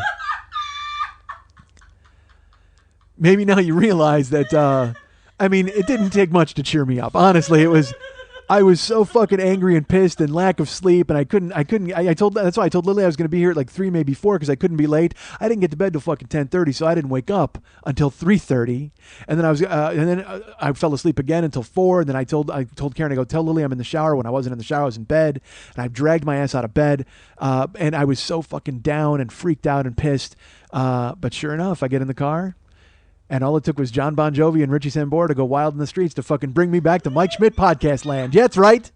You've got the 40-year-old boy, and he's happy again, motherfuckers. Woo! That's right. Fuck you, Van Nuys UPS. You can't get me down. You tried to get me down. Sure enough, you did everything you could to get me down with your fucking brown attitude, but it's not going to happen. It does not happen. I'm sure next time I try to get T-shirts delivered, you're still going to try to fuck with me, but it's not going to happen, goddammit. Shot through the fucking heart. Yeah, you shot me through the heart, and you're to blame. You give UPS a bad name, Van Nuys. You're listening to The 40-Year-Old Boy. Coming up later, a cavalcade of thighs.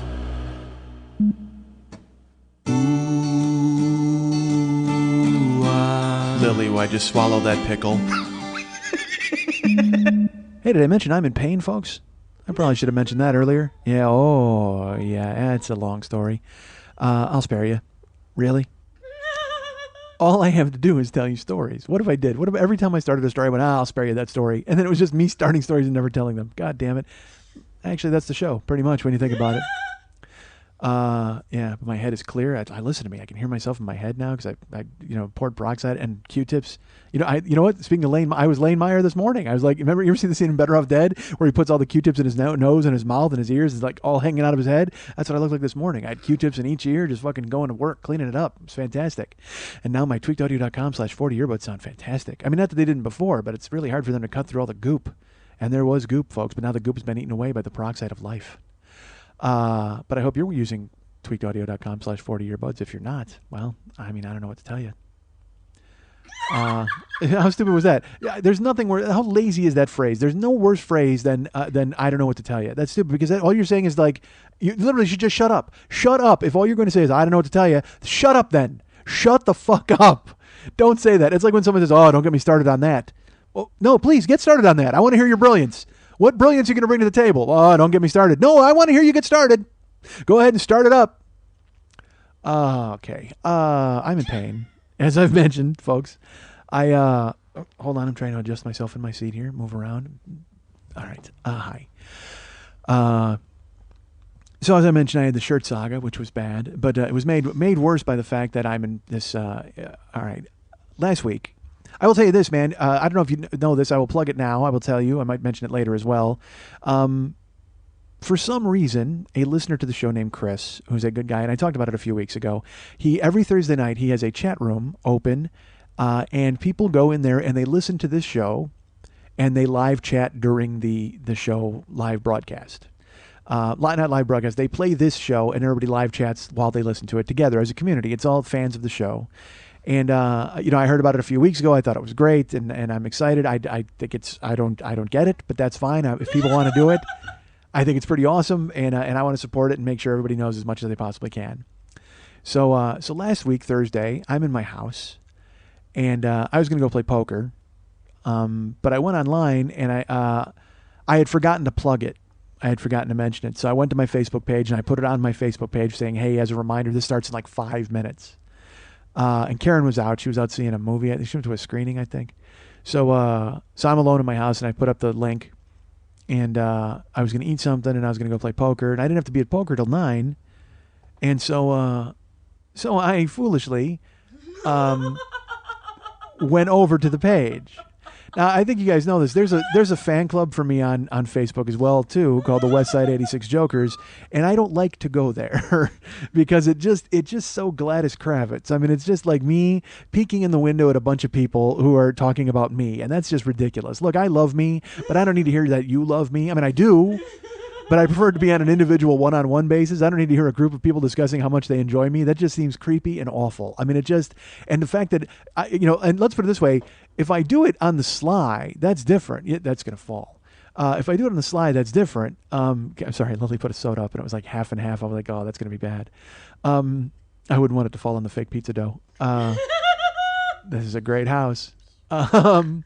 So to me, it just seems weird. If you tell me one-on-one that you like me, then I can deflect and go, oh, of course, and be weird like I always am. But please don't stop doing it. But to go into my fan club page just seems and start, hey, who likes me? I mean, it's just awful. But I will go in there because I recognize that you need to kind of cultivate this, and I need you people to know that I care, and I really do like the fact that you like me, and I want you to know that I do this again, as I've mentioned, donations and everything's great, but I do this because I want people to I want people to tell me how great I am. I'm not going to lie to you. It's just we all work for kudos on a certain level, and donations are great, and I sell stuff too, and all that. But man, it's all about kind of. It's like it goes back to when I was doing stand-up, and I told you I would rather have people go holy fuck than go and then laugh. I mean, I want people to be impressed. So to find people that like me is kind of impressive, and I'm tempted. I want to hang out there all the time, but I can't. So I said I can't go look at this chat room. I don't want to fucking see it. So I killed some time. I was watching the Phillies and waiting, and then I ate something, and then I had to go to poker. Like I said, at 9, I had to jump in the shower, but at 7:30 because it starts at 7 o'clock Pacific time, which is 9 o'clock Chicago time, and 10 o'clock New York time, and 5 p.m. Hawaii time. And I believe it's 4 in the morning on London time. I don't know. I don't want to be that guy. But so it was 7:30, and in my head I go, you know what? Just, all right, I'm going to go check it out. I'm going to see what this is all about. I don't know what it is. I don't know who's there. So I went there, and it's this weird thing where because first they tried to do it on Ustream, and it didn't work. So Chris actually created another website where they live stream the show and people can chat during it using some other program or software. I don't know anything about the computer. So I go there, and the thing is you got to sign in. And I'm like, oh man, I don't want to sign in because then it's like, because I can't, let's put it this way. If I come in under some weird fake name, then it's like I showed up at a fan club meeting in a fake mustache. And I'm like, hello, I enjoy Mike's work as well. Who are you? I'm Mick. You know what I mean? It's just, that's fucking terrible. So then, because then if they find out it's me and I'm lurking under a fake name, then they're like, oh, that's creepy, dude. Because I can't participate. And I just wanted to see what it was like. So I go, you know what, dude, if you're going to do this, just fucking do it. Just be you. Who cares? So I signed in as 40YOB Mike, and it came up. And I was in there with Fat Baby was in there. And, all these other people are there, and I come in, and the thing is, once you join, your name comes up in the chat, and people are talking, and I'm listening to the live broadcast, and it's going, and after about a minute, someone goes, and it made me laugh, actually, someone wrote, is the boss here? It might have been Chris. But he called me the boss, and it just made me laugh, like I was, because, fan club enough is weird enough, but the fact that you all are employees of mine, and your job is to go listen to me and chat about it, god damn, that made me laugh. Is the boss here? And I had to go, yeah, it's me. And everybody was very nice. They were like, oh my gosh, how weird is this? And so then I found out that it was actually fun because I haven't been listening to the shows. So to listen to the show in real time and talk to people about it, because then I would say something and I actually wrote, that was almost the title of the show. Like I get to kind of give people information about the show while it was going on. It's almost like live tweeting a debate or anything. I just happen to be there and I can kind of give you information behind the scenes. And it was great. It was really nice. Everybody was very friendly I tried not to overkill it. I didn't want to come in and be like pontificating idiot. You know what I mean? Oh, and another thing, we use a microphone that is 20 degrees from my mouth and there's a balloon tying it to nobody fucking cares. So I would answer questions when asked, and if something, a certain thing would come up, I would say, oh, I had to do this over again, or, I would tell people that. And they were all very friendly. So I hung out for the whole show. I listened to the whole show and hung out, answered questions. And then the show ends. The actual meat of the show ends, and then the plugs are going to begin. And I'm going to talk about 40 or tweakedaudio.com/40 and stuff. So the Zazzle song plays, and then when it started last week, and I started to talk about the teas and everything, right when the Zazzle thing played, a woman named Sabrina came in to the chat room, and she goes, "Oh man, I'm sorry I'm late. I missed this," and then the show picks up again, and the plugs are going, and in the plugs. I actually said I talked about the teas, and I go, by the way, someone named Sabrina wrote me and wanted to get into the teas. I just want to tell you that you're going to get in. I took care of it, but I don't know what to. And Sabrina in the chat room goes, did he just say my name? And I wrote, yes, I did. And someone was like laughing, and then she goes, is that you? And I go, yes, it is. She goes, really? Is this you? And I'm like, yeah, And again, I don't realize because I always talk about when the TV came to life. All right. So think about how weird it is. This woman hasn't heard the show yet. She pops in right at the point, because you know what she said? She goes, I apologize. She said, I'm sorry I missed this. And then I actually typed, I go, stick around. The plugs are like a half an hour. It got away from me this week. And then I talked about Sabrina, and then she goes, did he say my name? Wait a minute. Is that you? Like because I had answered her. And I go, yep. And then everybody in the room was like, this is really weird. And they go, this is like the TV came to life, isn't it? Because like literally she jumped into the chat room just before I said her name, and then I answered her in the chat room. So like we're talking to each other 4 different ways. And she was freaked. And she had written me before because she was going to be in Los Angeles and she wanted to come see me do comedy. And I had written her and told her, look, I'm not going to be doing stand-up, but you can go to the Tees. It's a great show. And so she had wanted me to go to the Tees and meet her there. And she's like, I want to put a name or a face to the voice I've heard for so long. So we talked in the chat room, and she listened to the rest of the plugs. And she's like, this is crazy. I can't believe this is happening. And then she apologized. She's like, I don't mean to hijack this room. It's just so weird. You're not hijacking anything. There's 10 people in here. Don't worry about it. Everybody's fine with it.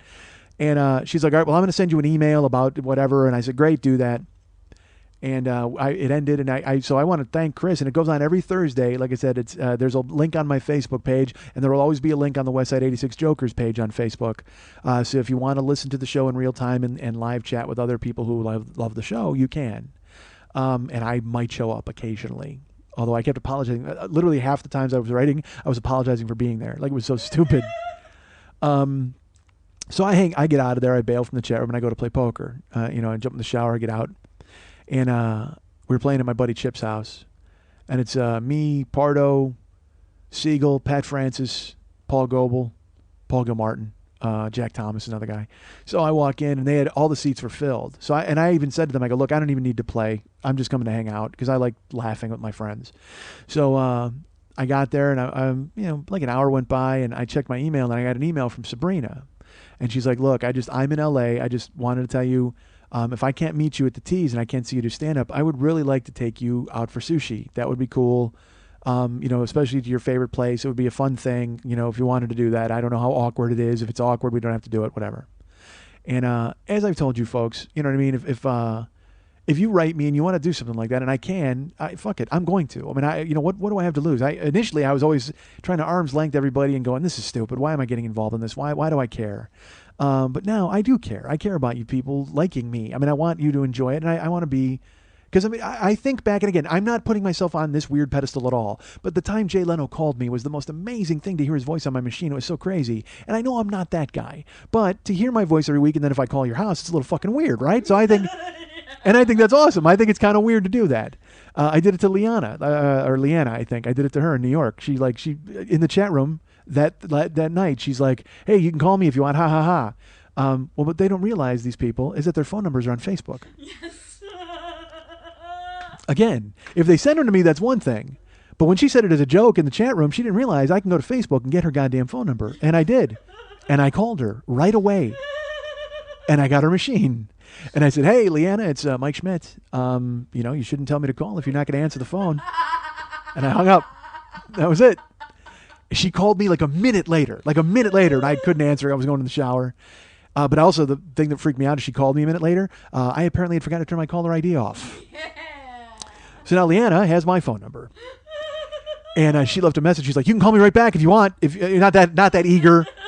But she was very nice. She goes, I don't answer phone calls because some telemarketers have gotten my cell phone number and I don't want to speak to them if it's an area code I don't recognize. If you'd like to call me back, you can. But I did not.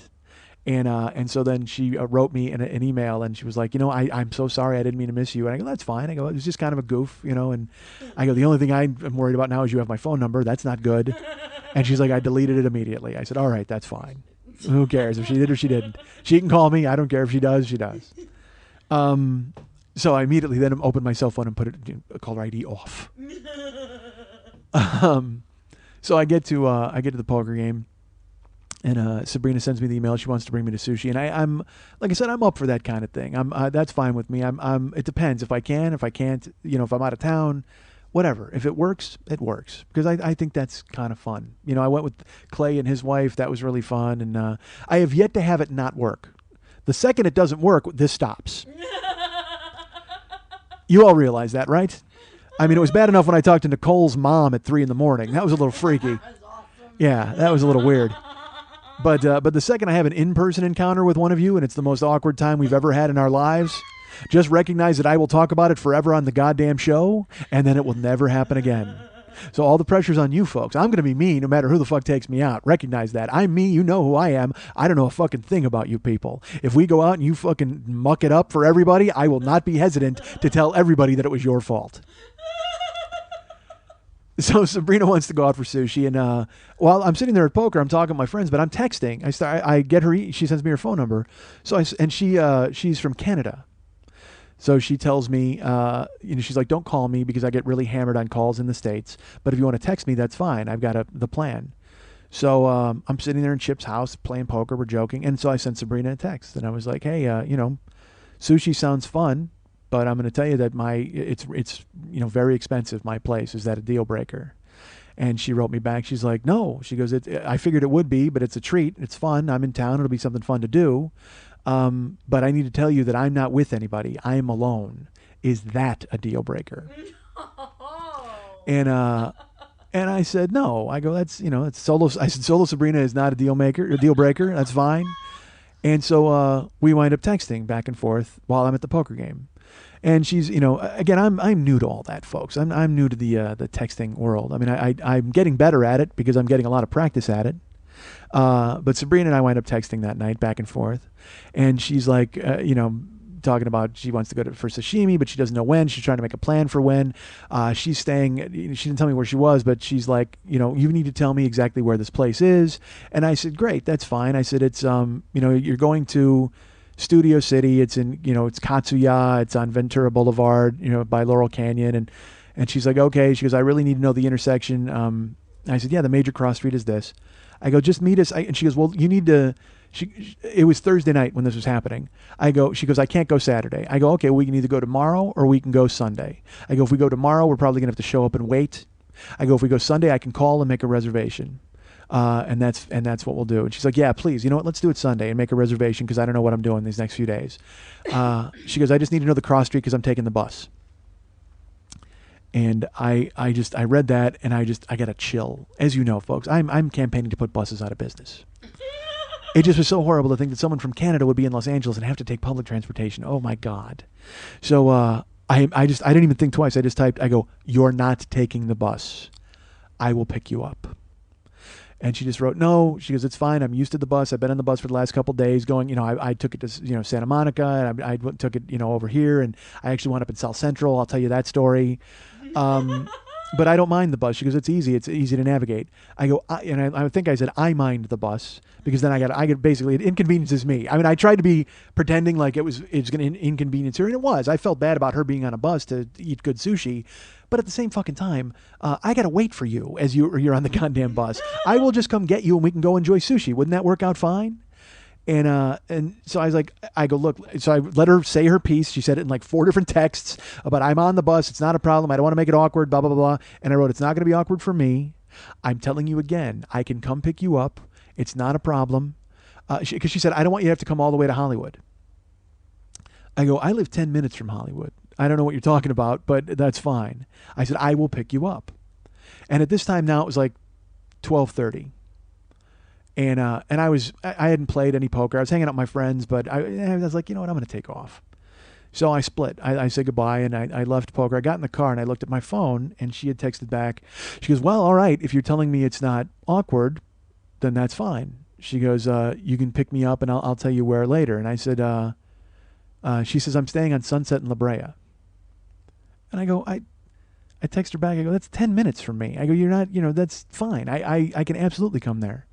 And she said, oh, well, yeah, I mean, if you want to pick me up, that's fine. I go, are you in the hotel now?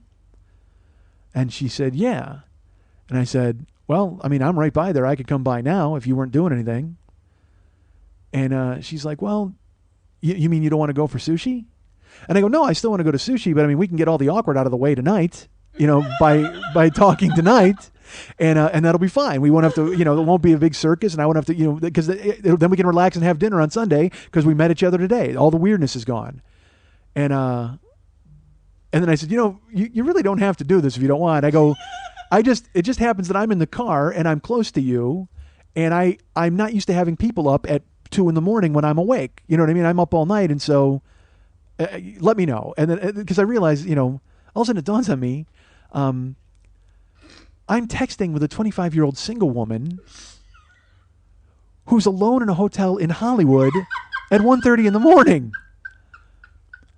And I mean, there's no intent, but it doesn't matter. Because I'm just so me. I don't care. I will talk kind of to anybody. And I said, I'll just come over to the hotel. And I realized in my head, I go, this doesn't look good for you. You know that, right? So I said, and so then I thought of it, and then I just typed, and now the awkward commences. And I sent it. And I started to head home. I'm like, whatever. And then I got a text from her, and she just wrote, "You're fucking A right, it does. I'm in." Awesome. So I'm like, all right. Someone who embraces the awkward. So I said, great, where are you? She goes, I'm in the Days Inn right by the In-N-Out. I go, I am literally right by there. I will be there in 5 minutes. And she's just laughed, and she goes, all right. She goes, I need a minute to get ready. So I said, fine. So I get there. I park out front. And she actually texted, let's dance. And I just said, I'm parked. Where am I heading? And she didn't answer. And I got out of the car and I looked, and there she was. She was standing in front of the Days Inn. And I met her, and it wasn't, I was like, hi. We've been texting awkwardly, and you heard me over the internet earlier. We've been chatting, literally every form of technology you could ever have. We were texting on the phone, chatting on the computer. She heard my voice through the fucking, heard the show. I got an email from her, and now we're meeting in person. So I go up and I meet her, and I awkwardly shake her hand because I don't know how to fucking approach people, and she's very nice. And I go, I don't know what you want to do. I go, I did not think this through. It's 1:30 in the morning in Hollywood. I go, we can go across the street because there was a bar right across the street, and it was still open. And I go, or do you want to eat? Do you want to do this? She goes, I already ate. I said, okay. I would just go sit somewhere. I go, it's up to you. You tell me. I go, we can go across the street to the bar. She goes, well, that bar is called The Happy Ending. I don't think I want to go in there. And I hadn't even noticed the name. I've driven past it 100 times. Yeah. And it was just a ton of people outside. And she's like, yeah, I don't know. She goes, I could drink, but I don't think I want to. And I went, all right. I go, what do you want? And she goes, can I get the Mike Schmidt tour? Oh, and I went, damn. Oh, I go, okay. I go, yeah, I guess so. So she hopped in, and we went down Sunset. And the first place I took her was your old house, where we recorded year 2. I showed her, I go, that's the window, that's the room we were in, and I showed her where you used to live. And then I drove around and we came here. And I showed her your house. We were going to come up. I said, it's 2 a.m. I could probably text her. I think she's probably up. She goes, that will be horrible. I go, she goes, I think we need to keep all the awkward in this car. I said, yeah, that's a good point. So I was going to text you, but I didn't. But we went on. I said, here's the place. And I showed her, I took her through the back alleyway. I go, here's where the guy was jerking off. I told that story. And then we drove over to Western, and I go, this is where I took 7 minutes to make a left-hand turn. And I go, this is where I used to work. This is, this is the hotel I used to live in with the guy from Twisted Sister and the Roaches. I took her, I gave her the Hollywood tour, the Mike Schmidt Hollywood tour. Hold on, I got to drink something. Oh, fuck. And, and she was nice. She was friendly, and we got along. It was good. And so it only took like 45 minutes, driving around. And I took her back to her hotel. And I didn't know what to, it was like, all right, well, I guess we're kind of done here. And I'm like, but I will sit, I do this on the road. I will sit, I did it in Portland with Chris. Like, if you want to hang out and talk, man, I'll hang out and talk. You know what I mean? It don't matter. So I walked her into her, I go, I'm going to walk you into your hotel. She goes, you don't need to do that. I go, yes, I do. It's a nice thing to do. So I walk her into the hotel. We're in the lobby. And I go, do you want me to walk you to your room? Are you going to be okay? And she's like, yeah, I'm fine. It's okay. And she goes, I go, all right, well, I didn't know. You want to talk? You want to hang out? I don't know.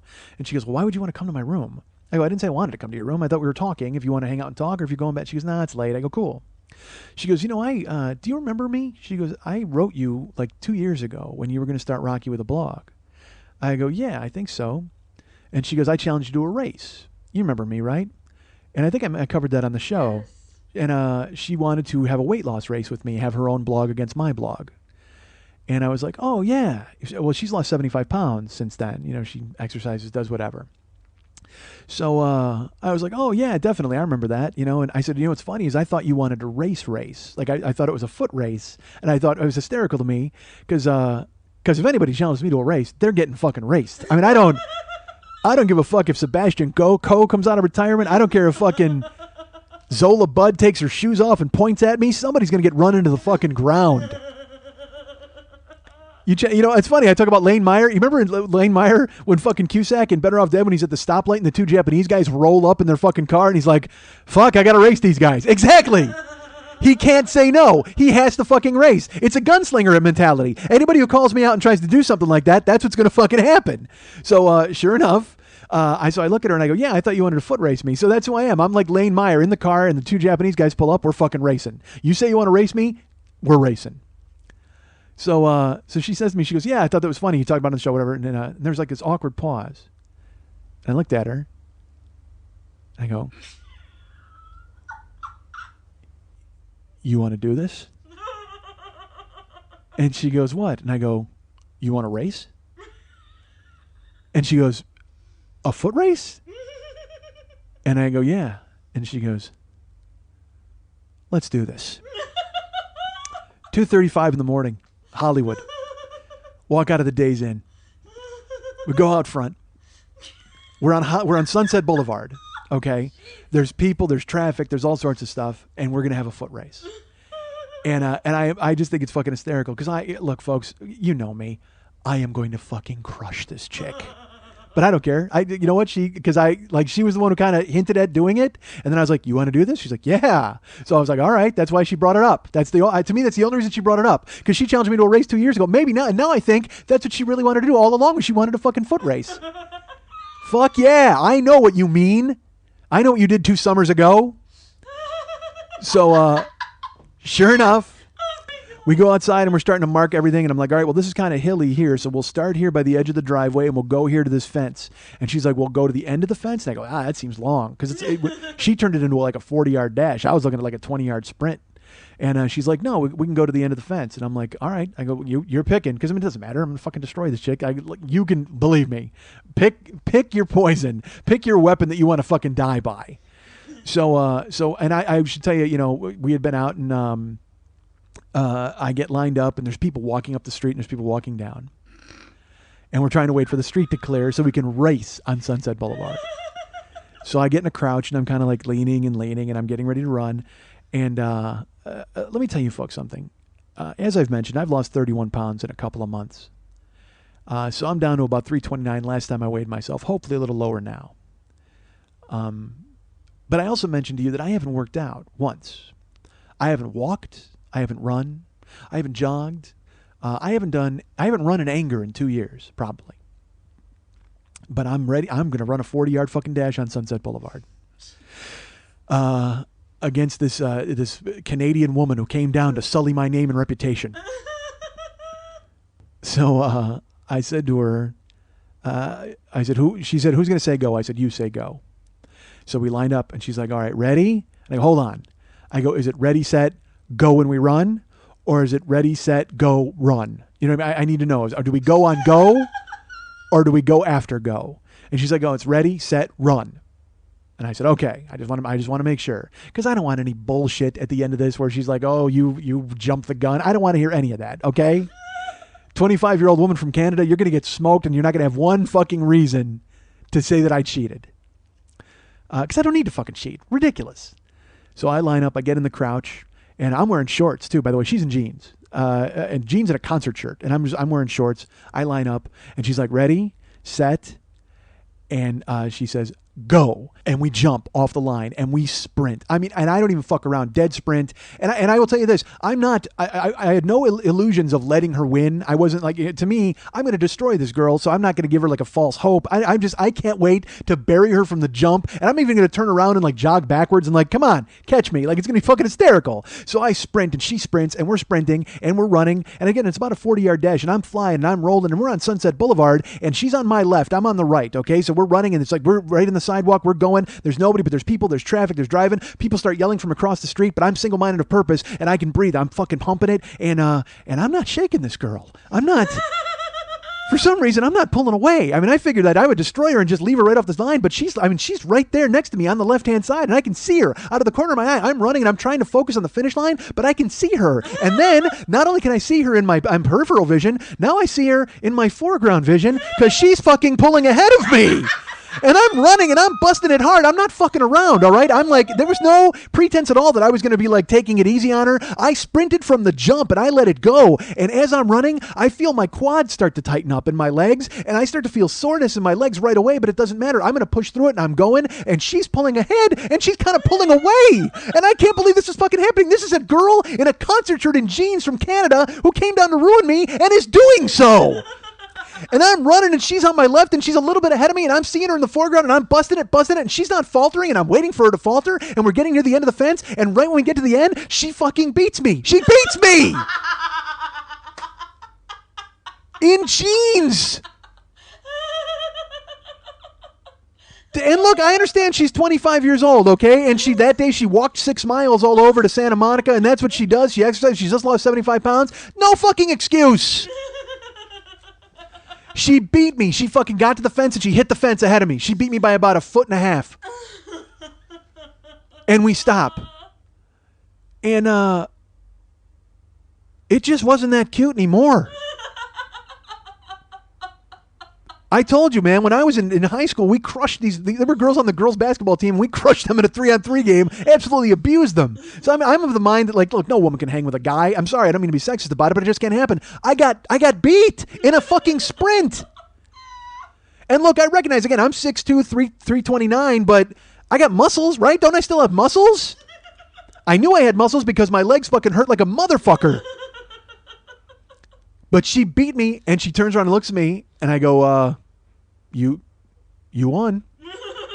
And she's like, yeah, good race. And she high-fives me. And I'm like, in my head, I'm like, no, that wasn't a good race at all. Not at all. And here's the funny thing I should tell you, too. In the middle of the race, I'm running and I'm sprinting. And she's pulling ahead of me, and I can see her. And she's about a foot ahead of me. And here's the dynamic. If you're watching this, okay, and you see us jump off the block, you know we're in a race. Okay, as ludicrous as it sounds, as weird as it looks on Sunset Boulevard, a man racing a 25-year-old hot girl from Canada, it still is a race. You recognize that because you see us in the crouch, you hear somebody say go, and you see us run. However, if you stumble in midway through and you see her kind of pulling away, that just looks like old fat guy chasing hot girl. I can't believe I didn't get tased. I mean, literally, it looked like there was a rape in progress. That's what it looked like. And even, I got to be honest with you, if there was a rape in progress, I was far too despondent to get it up at the end. After getting thrashed in that race. And it wasn't thrashed. It's 1.5 feet, but who cares? Doesn't matter. It might as well have been fucking 20 car lengths. I might as well have fallen down and watched her run into the distance. That's how fucking bad it felt. And because I wish I could pretend that it was all fun. It wasn't fun. It was not fun. It would have been fun if I would have destroyed her. It would have been fucking fun as hell. But the fact that I lost to her, I lost to somebody who puts a U in the word honor? Holy fuck. So I stood there and she's like, yeah, good race. I'm like, yeah, high five. And we're walking. And I was quiet. I was really quiet because honestly, I saw my death. I know that sounds weird.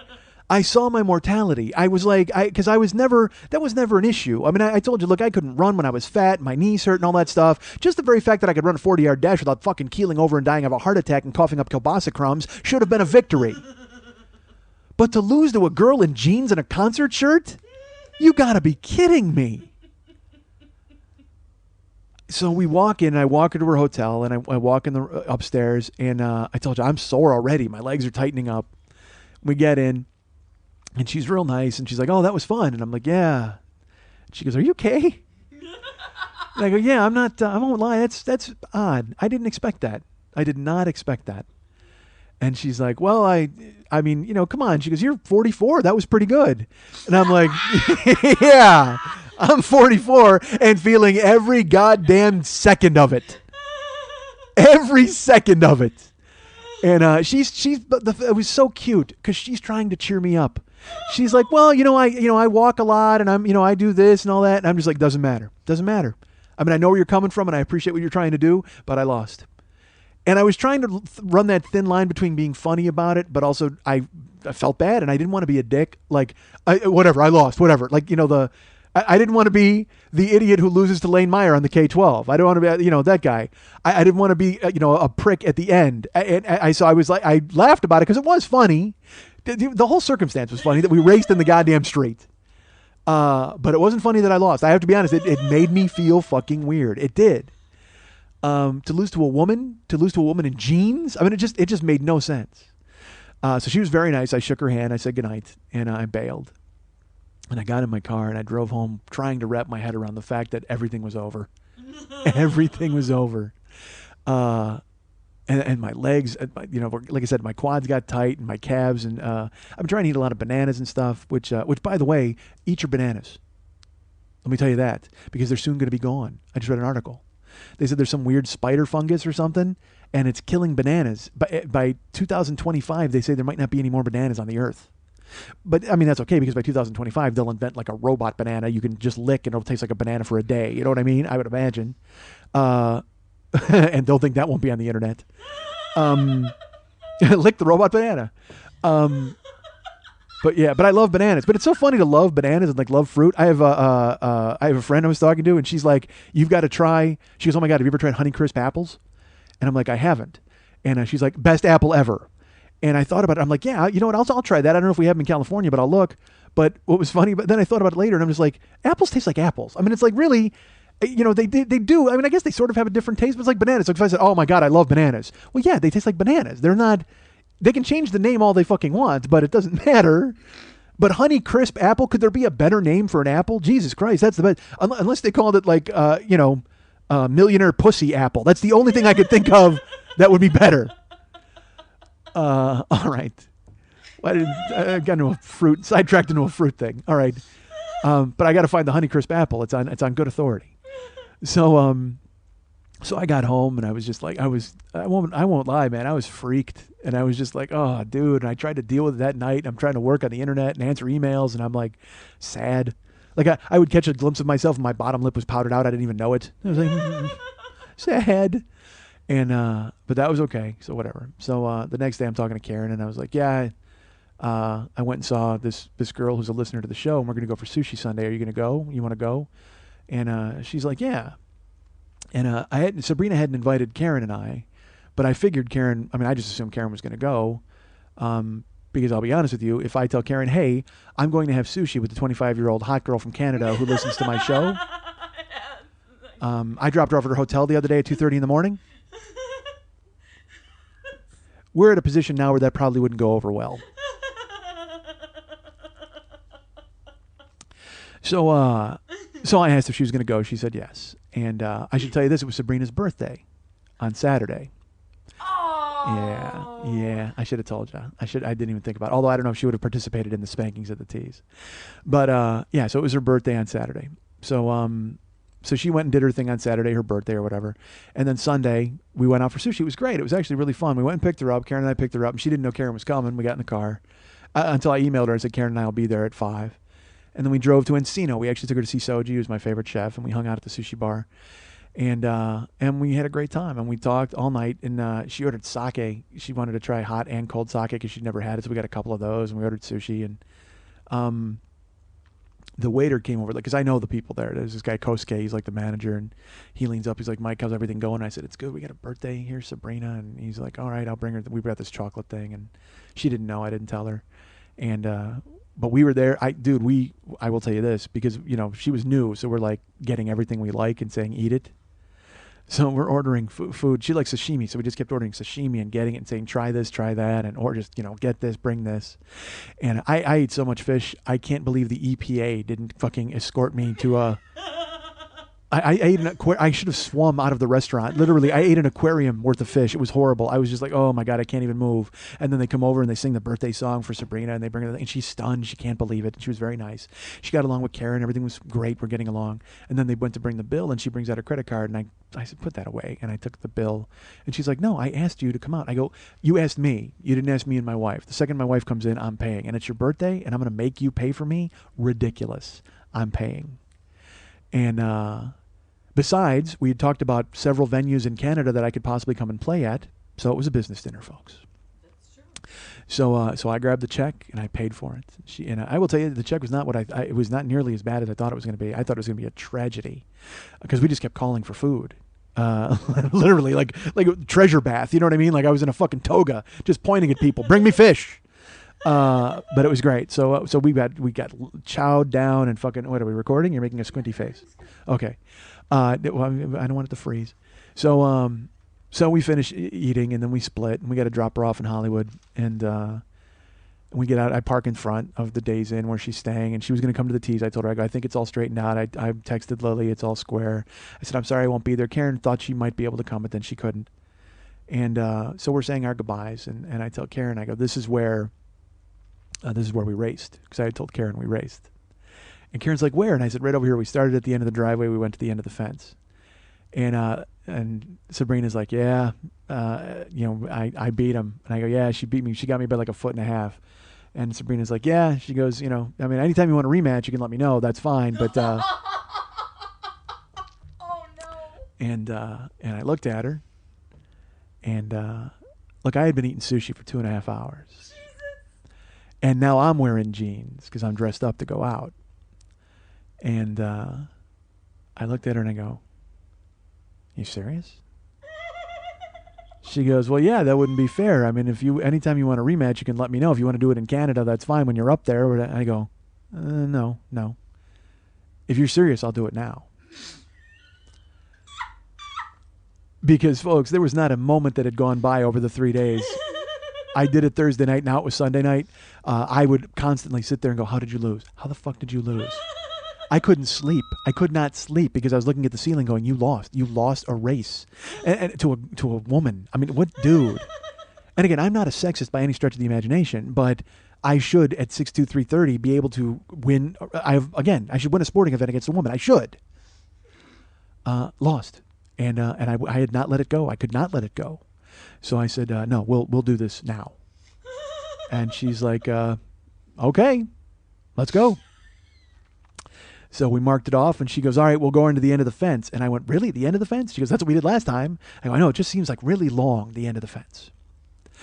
And she's like, all right. But I mean, again, if you want to race me, I will race you. It doesn't matter. And I am like Lane Meyer. I am there at the stoplight. Japanese guys pull up, gloves go on, goggles go on, and I'm racing you whether I lose or not. But now I have my honor to protect. Honor with a U. So we line up. And I'm in the crouch, and again I'm wearing jeans. She's wearing she has jeans and something else on, and I've got my jeans on now. But I don't care. I don't care. And I don't stretch. I don't do anything. I'm ready to go because I'm making this happen. So I go, who says go? And Sabrina goes, why doesn't Karen say go? And I said, okay. I go, I look at Karen, and again, I'm deathly serious, and she's used to it already, and she just looks at me, and I go, now are you going to say ready, set, go, and we go? Or is it ready, set, and go? I need to know. And Karen's like, I'll just say ready, set, go. And Sabrina goes, we'll run on go. I go, all right, fine. That's all I want to know. So I'm on the inside lane again. She's on the outside. And part of me is like, should I switch it up? Was that her advantage? Did it possibly, was it a little hilly by me?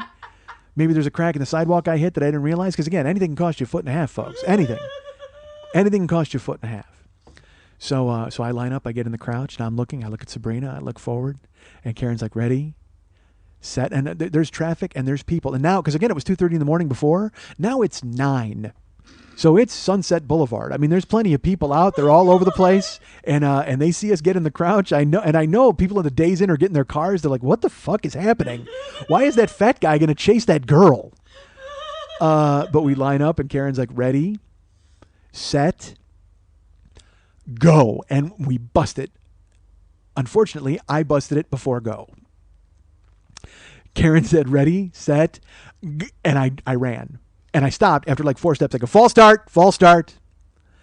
And Sabrina goes, that's okay. And Karen's like, you can't cheat. And Sabrina goes, no, as long as he stopped, that's fine. He said it, we're fine. And I said, okay. So, and what's funny is now, according to international track and field rules, folks, if you false start once, you're out. Just a couple of weeks ago, Usain Bolt, the greatest sprinter on our planet, in our sport. Yes, I include myself in our sport. The greatest sprinter false started and they eliminated him. They don't give you one. You don't get one anymore. You do it once and you're done. So I would have been done. I should have been done by the rules of international track and field. But thankfully, those don't apply on an asphalt-strewn Sunset Boulevard. So outside of a Days Inn, very rarely does the IOC get involved. So I line back up and I look at Karen, I look at Sabrina, and I'm like, all right. And in my head I'm going, dude. You can't fucking lose this. You can't. Because if you go down 0-2, that's going to be terrible. So, ready, set, go. And I wait and we bust. We bust as hard as we can. And I dig fucking hard. And I'm running and it's like, and I'm breathing through my mouth and I can feel it. And I'm running and I hear people yelling, go, go. They're like cheering. I can't put it out of my head. And I can see cars and people are honking and people looking from the bar across the street. And we're sprinting fucking hard. And I get by and I'm chugging. And in my peripheral vision, there's Sabrina not going anywhere. In my head, I was like, oh, it was a fluke the other day, and I'm going to dust this girl and leave her behind. No, she's right there, right on my side, right with me, hip to fucking hip. She's not going anywhere. And I should tell you this, folks, I'm running, and I get about 20 strides in, and my legs go like severe pain in both of my quads, like crazy in the front of my thighs, but I don't fucking care. I am running my ass off and I'm going to fucking bust this race. I'm not going to fucking give into an injury. You think I'm going to give into an injury? You know what? Sunday, the NFL started. I was watching the St. Louis Rams take on the Philadelphia Eagles. There's a running back on the Rams. His name is Steven Jackson. On the first play of the game, he busted off a 56-yard fucking touchdown run. Right when he got to the 10, his quad went. Did he fucking stop him? Did he fucking limp down? Did he get fucking tackled? No, he powered into the end zone. Sure, he missed the rest of the game. Sure, he's going to miss the next couple weeks probably, but it didn't fucking matter. His quad went and he powered into the fucking end zone. Granted, I am not trying to get in and score a touchdown. I'm just running a save face in the face of a girl who says a lot. Literally, that's all. I'm just trying to regain who I am as a man. That's what my quest is about. So I'm fucking running and my quads go and she's right on my hip and I'm running. So I'm dealing with the bad quads and she's right on my hip and I'm running. And I should tell you this, folks. I mentioned that I've lost some weight, right? I've mentioned I've lost about 31 pounds. Well, my pants fall down sometimes. Because I wear a nice belt and I have to have it on the lowest number because my pants, these are pants that used to fit, but then they didn't fit, but now they fit again. So I have it belted as much. So I feel them starting to go. I feel my pants starting to slip and my quads are done and I'm in pain. I'm not kidding. I'm in a lot of pain and my pants are sliding down and I can feel them. I'm about half-ass out. I mean, I look like, Trey Songz at this point. I look like a fucking rapper with his pants down and I'm busting and running and she's on my side and I can't shake her. I can't fucking shake her. And my legs and my fucking, and I should tell you this, look, she has disadvantages too. She had like 9 sakis, all right? She ate just as much sushi as me. I'm not saying that she has these advantages. Granted, my legs went and my pants are falling down, but she's also got some drawbacks. So she's running, I'm running, we're fucking busting ass, we're hauling, I'm running, I'm going, and for some reason I see it, she starts to falter. Right near the end, I somehow get a step on her and I grind it as hard as I fucking can and I bury my head. I don't even look and I hit the end of the fucking fence and I win that motherfucking race, ladies and gentlemen. I win that race. I am 1-1 with the fucking hot girl from Canada. That's right. So we fucking stop running, and she turns around and looks at me. She goes, "That one was you, dude." And I go, "Yep." And I'm trying to maintain a victory face and trying to be cool about it. But part of me wants to fucking scream because I'm so happy that I've gone ahead and avenged this defeat. And part of me wants to scream because I am in so much pain. But I don't want to let it on. I don't want to say it. And literally, I reach down to get my pants. They're right around mid-thigh. I go to hoist up my jeans. And I usually wear, like, I told you, I wear boxer briefs and I wear, like, black, like, real nice black ones. I should tell you this. I was wearing my white Calvin Klein boxer briefs that are Pima cotton. So Pima cotton is even worse because it's real slidey. So my pants just slid right down, man. They weren't even fucking around. So we go walking back to the car and I'm talking to Sabrina. I'm like, yeah, that was great, you know, and I'm tearing up. I'm getting tears in my eyes from the pain in my legs. Like I'm involuntarily. I'm not. It's not like I'm trying.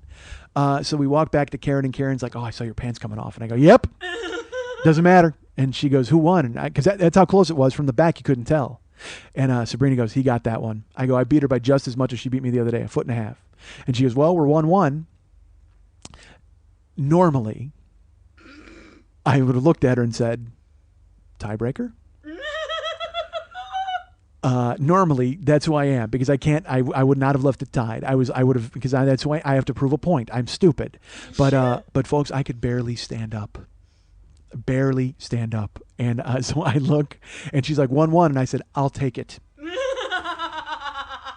She goes, "Yeah." And I go, "Take your tie back to Canada." Fantastic. She's like, "Oh my God, it was so nice to meet you." And I hug her goodbye. She hugs Karen. We shake her hand, everything. She takes off. And I go, "Do you want us to walk you to your room?" And I'm waiting. "Please don't say walk you to your room. Please don't say walk you to your room." And she goes, "No, I'm good." And I'm like, "Thank God." She goes, "All right, bye." She goes into her room, in her hotel. And I look at Karen and she goes, "Oh my gosh." She goes, "That was close." And I go, "I have to get in the car right now." And she looks at me and I have tears running down my face. And I go, and she goes, "What happened?" And I go, "I think I tore a quad muscle." Oh no. And I literally had to like lean on her shoulder and lean on the car and climb in. I had to put, let's put it this way, you know how you get into a car? Okay. I had to sit down and put my ass on the seat like a paraplegic and lift my legs into the car because my quads didn't work and they were in so much pain. It was brutal. So I start driving and I start talking to Karen. I go, I don't know. She goes, "You want me to drive?" And I go, "No, I'm okay. I can drive. It's just, I don't need my quads to drive, but to do real stuff, I do." So I drive, I get home, and I'm supposed to be at work at 10. I hobble into the house and I lay down. And when I lay down, we look, and because I have to change out of jeans, and I take my pants off, and my legs, each of my quads, the front of my thighs, it looked like there was a tortoise shell underneath the skin. They were hematomas that were raised about 4 inches. That's not even a joke. I'm not even kidding.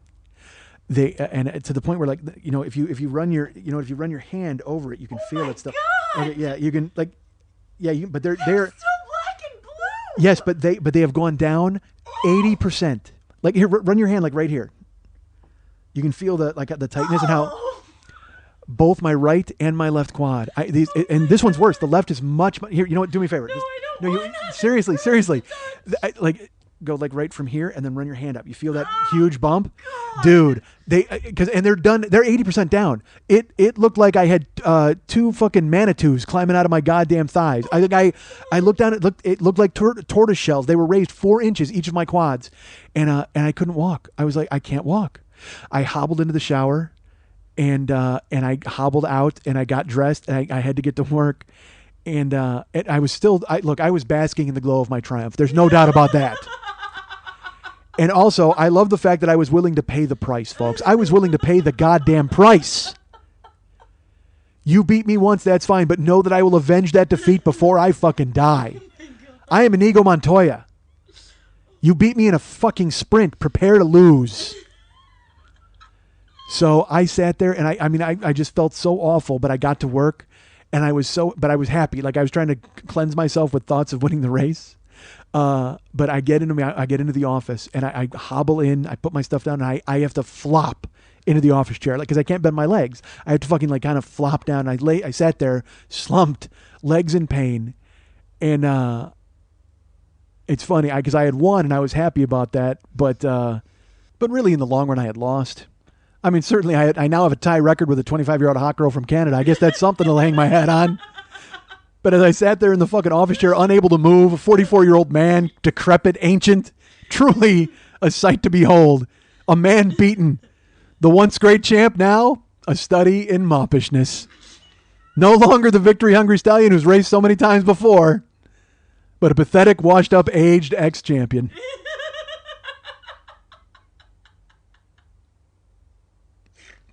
You guys can get me at Mike at MikeSchmidtComedy.com. You can get me at Facebook.com/the40-year-old-boy. You can follow me on Twitter at Twitter.com/the40-year-old-boy. You can follow our friend Lily Bunchtup at Twitter.com/Lily Bunchtup or Twitter.com/MNTs. And if you'd like to write her a personal note and hope that she gets to it before she erases her entire email inbox, Oh, God. you can write her at Lily@burlesque411.com. That's Lily, Lili, at burlesque411.com. Zazzle.com/40-year-old boy. Please buy all his stuff. Want to remind you folks about the Monday Night Teas every Monday night at the 3 clubs on Santa Monica and Vine. Hosted, well, not hosted, it's certainly produced. Last week it was hosted by, but this week it is produced by our friend and our producer and the woman you love more than anything in the world, Lily Von Stupp, who's right here. Hey, Lily.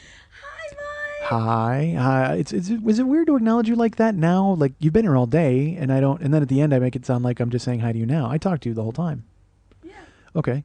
It's always weird with you. Yeah, nothing but awkward. NBA. So you were at the Tees last week. You hosted. How'd the show go for Sabrina, who was there? The show was great. Sabrina was so kind. She gave me such wonderful feedback about the show. She had a great time. Good. I, too, took her to her hotel, but I did not offer to walk her up to her hotel because I was afraid I wouldn't have left. Really? She is hot. You are filthy. All right, She so. is hot. But the show was good, right? The show was great. Yeah. Oh, my God, yeah. Friends down from Portland. Great chick from Australia. And this coming week are you hosting? Are you dancing? Are you performing? I am not doing anything. You're producing. This week. I am producing. I have Sean McMaster hosting. I have the lovely Heather Henderson and Liz Lutninger on upright bass singing. They're going to be doing some musical stuff. Liz Lutninger? I can't remember if that's how it's pronounced or not. Liz Bass. Yeah, she's awesome. Cool. Though, and I feel bad that I'm mispronouncing her name. And then I've got just some incredible performers this week as well. It's gonna be Awesome. a great show. Not a theme show, just a regular show. No, just a regular great show. Awesome show at the Monday Night Teas. That's the 3 clubs on Santa Monica and Vine every Monday night at 10 o'clock p.m. And if you want to meet me there, send me an email and I will tell you kindly no, I won't be there. And then I will force you to play highlight with me on a Thursday night. If you want to meet me at the Tees, I'll you know what, I can't do it. However, I'm willing to attend your hopscotch tournament on Thursday at 2:30 in the morning. Just tell me when. You want to go play bocce ball on Sunset Boulevard? I'm in. Any sort of athletic competition, I need to do it. All right, so that's the Tees, and that's exciting. Again, remember, you guys can get me, you can follow me on Twitter, as I mentioned, and Lily on Twitter. And on Facebook, you can be my friend, and while you're there, be Lily's friend, and want to be David Hernandez's friend. He's the guy who does all the music and the artwork for the show. And I already know what today's artwork is, and it made me laugh. So I'm excited to see it. Yeah, so go be friends with them. They're under Mike Schmidt Inc. on my Facebook page. And, you can be my friend. And like I said, on Facebook, there's also plenty of different pages to bring me to your town that exist. Someone just started a Tahoe page, which I don't, eventually, hopefully it'll work someday. But right now I'm concentrating on the East Coast and stuff. There's a guy named Danny, and I told him, I go, yeah, if you want to start it, go ahead. But, right now I'm concentrating on the other stuff. So it can't hurt. What the hell, it's out there. Who knows? Maybe some millionaire benefactor in Tahoe goes, why, I say, we need you to come to town, Mike Schmidt. I don't know why there would be a Southern gentleman from Tahoe, but that's fine. Well, this is South Lake Tahoe. So go to Facebook, and like I said, you can sign up on the pages if you want me to come to your town. There's, Boston and Cleveland and Atlanta. Those I will be doing the Kickstarter thing. Again, as I said, it turned into kind of a saga. I'll get to that probably next week, because next week will be the recap of the Denver show. Maybe the week after. We'll see what happens. But just know that Kickstarter is going to happen. It's just a matter of when. I just have to figure out the best approach. And I know you're used to me saying those things and not getting anything done, but trust me, I'm on it. I swear. It's not like what am I going to do? Get up and jog? No, I've got to sit in a chair and brood over losses and bad legs. So I've got plenty of time to fucking brainstorm the Kickstarter thing. But you can also buy tickets now to several shows that I'm coming to. As I mentioned, this Friday at the Dangerous Theater, I am in Denver, Colorado. I'm excited to be there. I will be getting to town tomorrow, actually, doing some tech at the theater. Some people were very nice, and you guys have asked me if you could meet me or hang out. I should tell you I have friends and family who are going to be there this weekend, so I will probably be betrothed to them.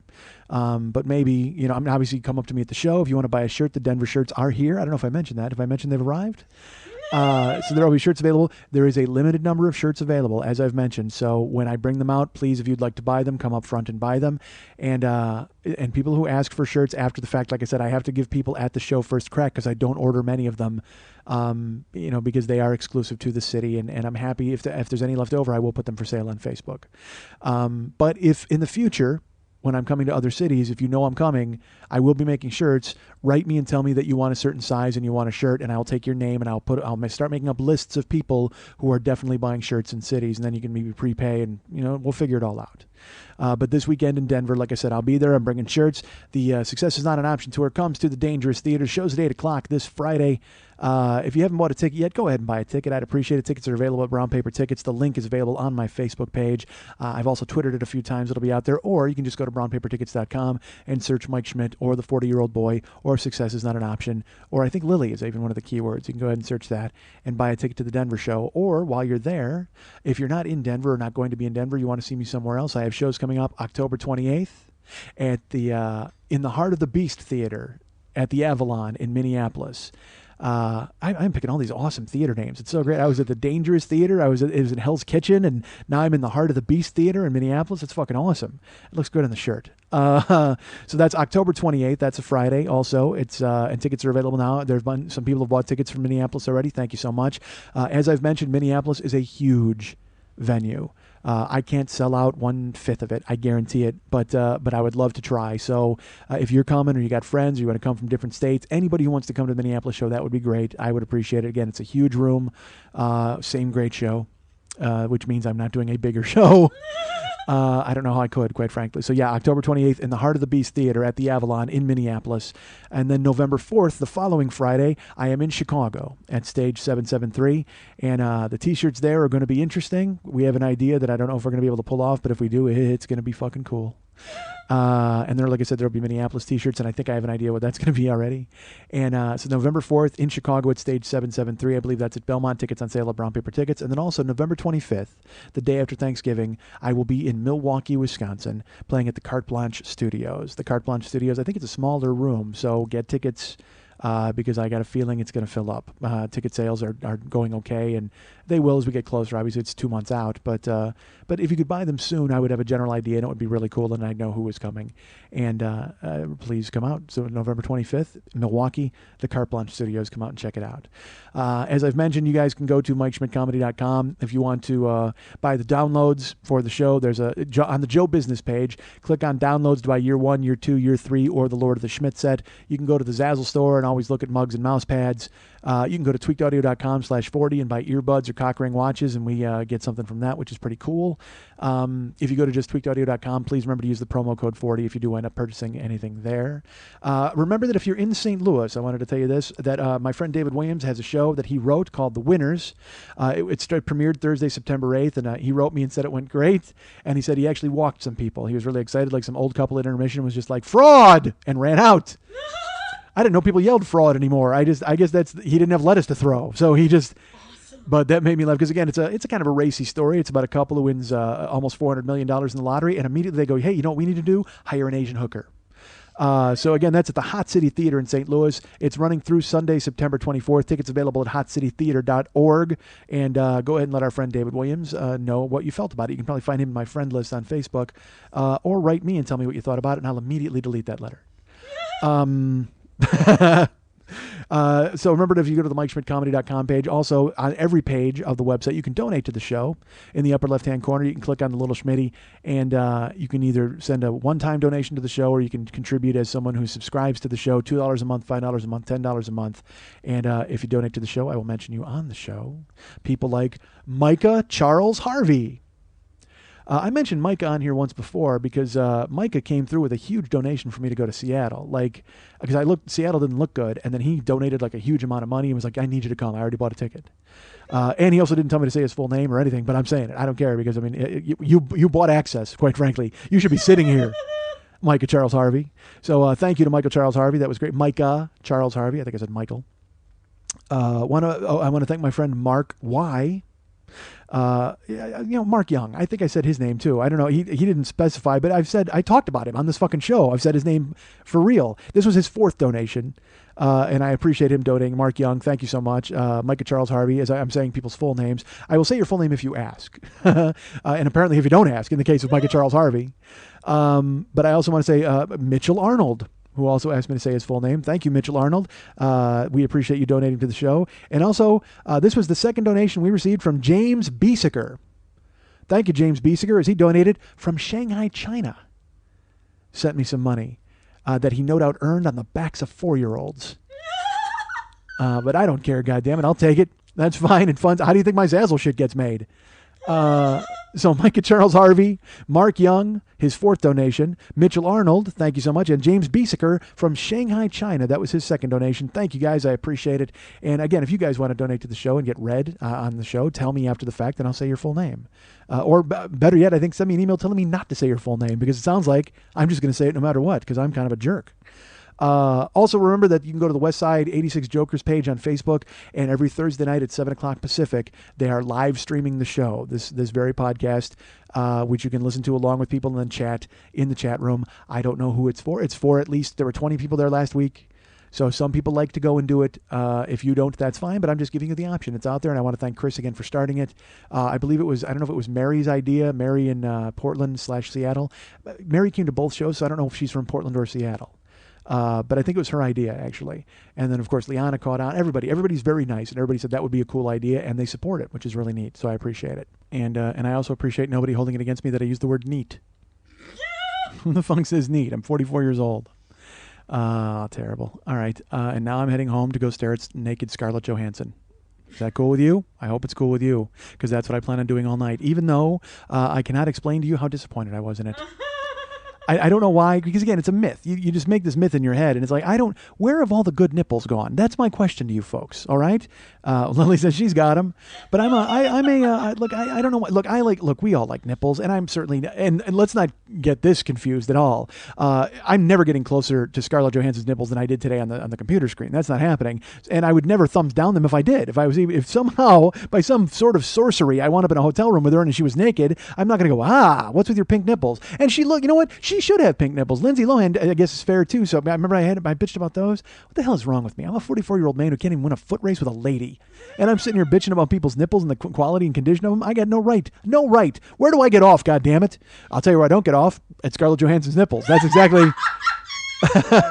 Now that I think about it, but backyard, fantastic. Because again, there's a checklist, all right? There's a checklist. Eyes first, then ass, and then I've mentioned big tits and glasses. I'm a big tits and glasses guy, but eyes and then ass, that's the checklist. Eyes and then ass, boom, boom. Then we go to big tits and glasses. Folks, write this down. I demand that you know what my checklist is. And I'm certainly not discerning. Again, if a girl took her fucking bra off and had no nipples, I'm still going to town. I don't fucking care about that. I'd still think it was a little odd. I'd be a little disturbed by it. I'd say, hold that story till we're finished, because I don't want to hear about you getting caught in a thresher at the factory, because I don't know if I'm going to be able to perform after that, quite frankly. The fact that you and your nipples got turned into fucking tomato bisque one summer, I'm not interested. But you know, afterwards, certainly, you can rest your head on my shoulder and tell me all about it. But yeah, I saw her nipples and I was like, oh my God, and who's left? Who's left?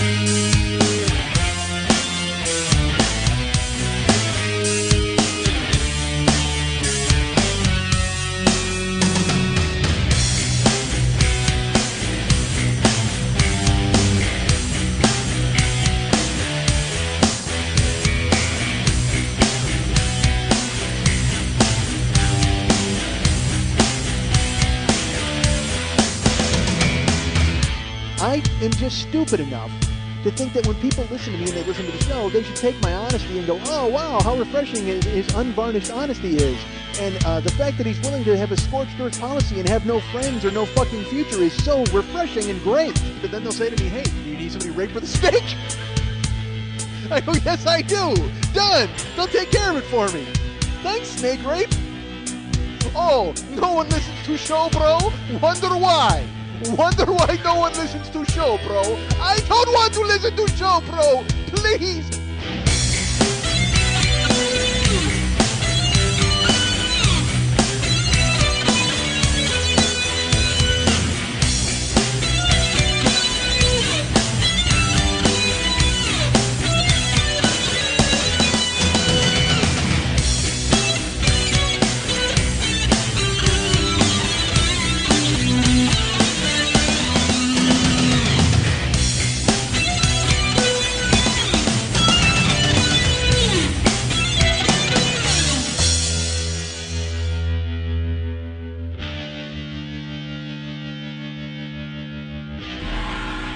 Snake Rape, do it! Do it! Do it! Do it! Do it!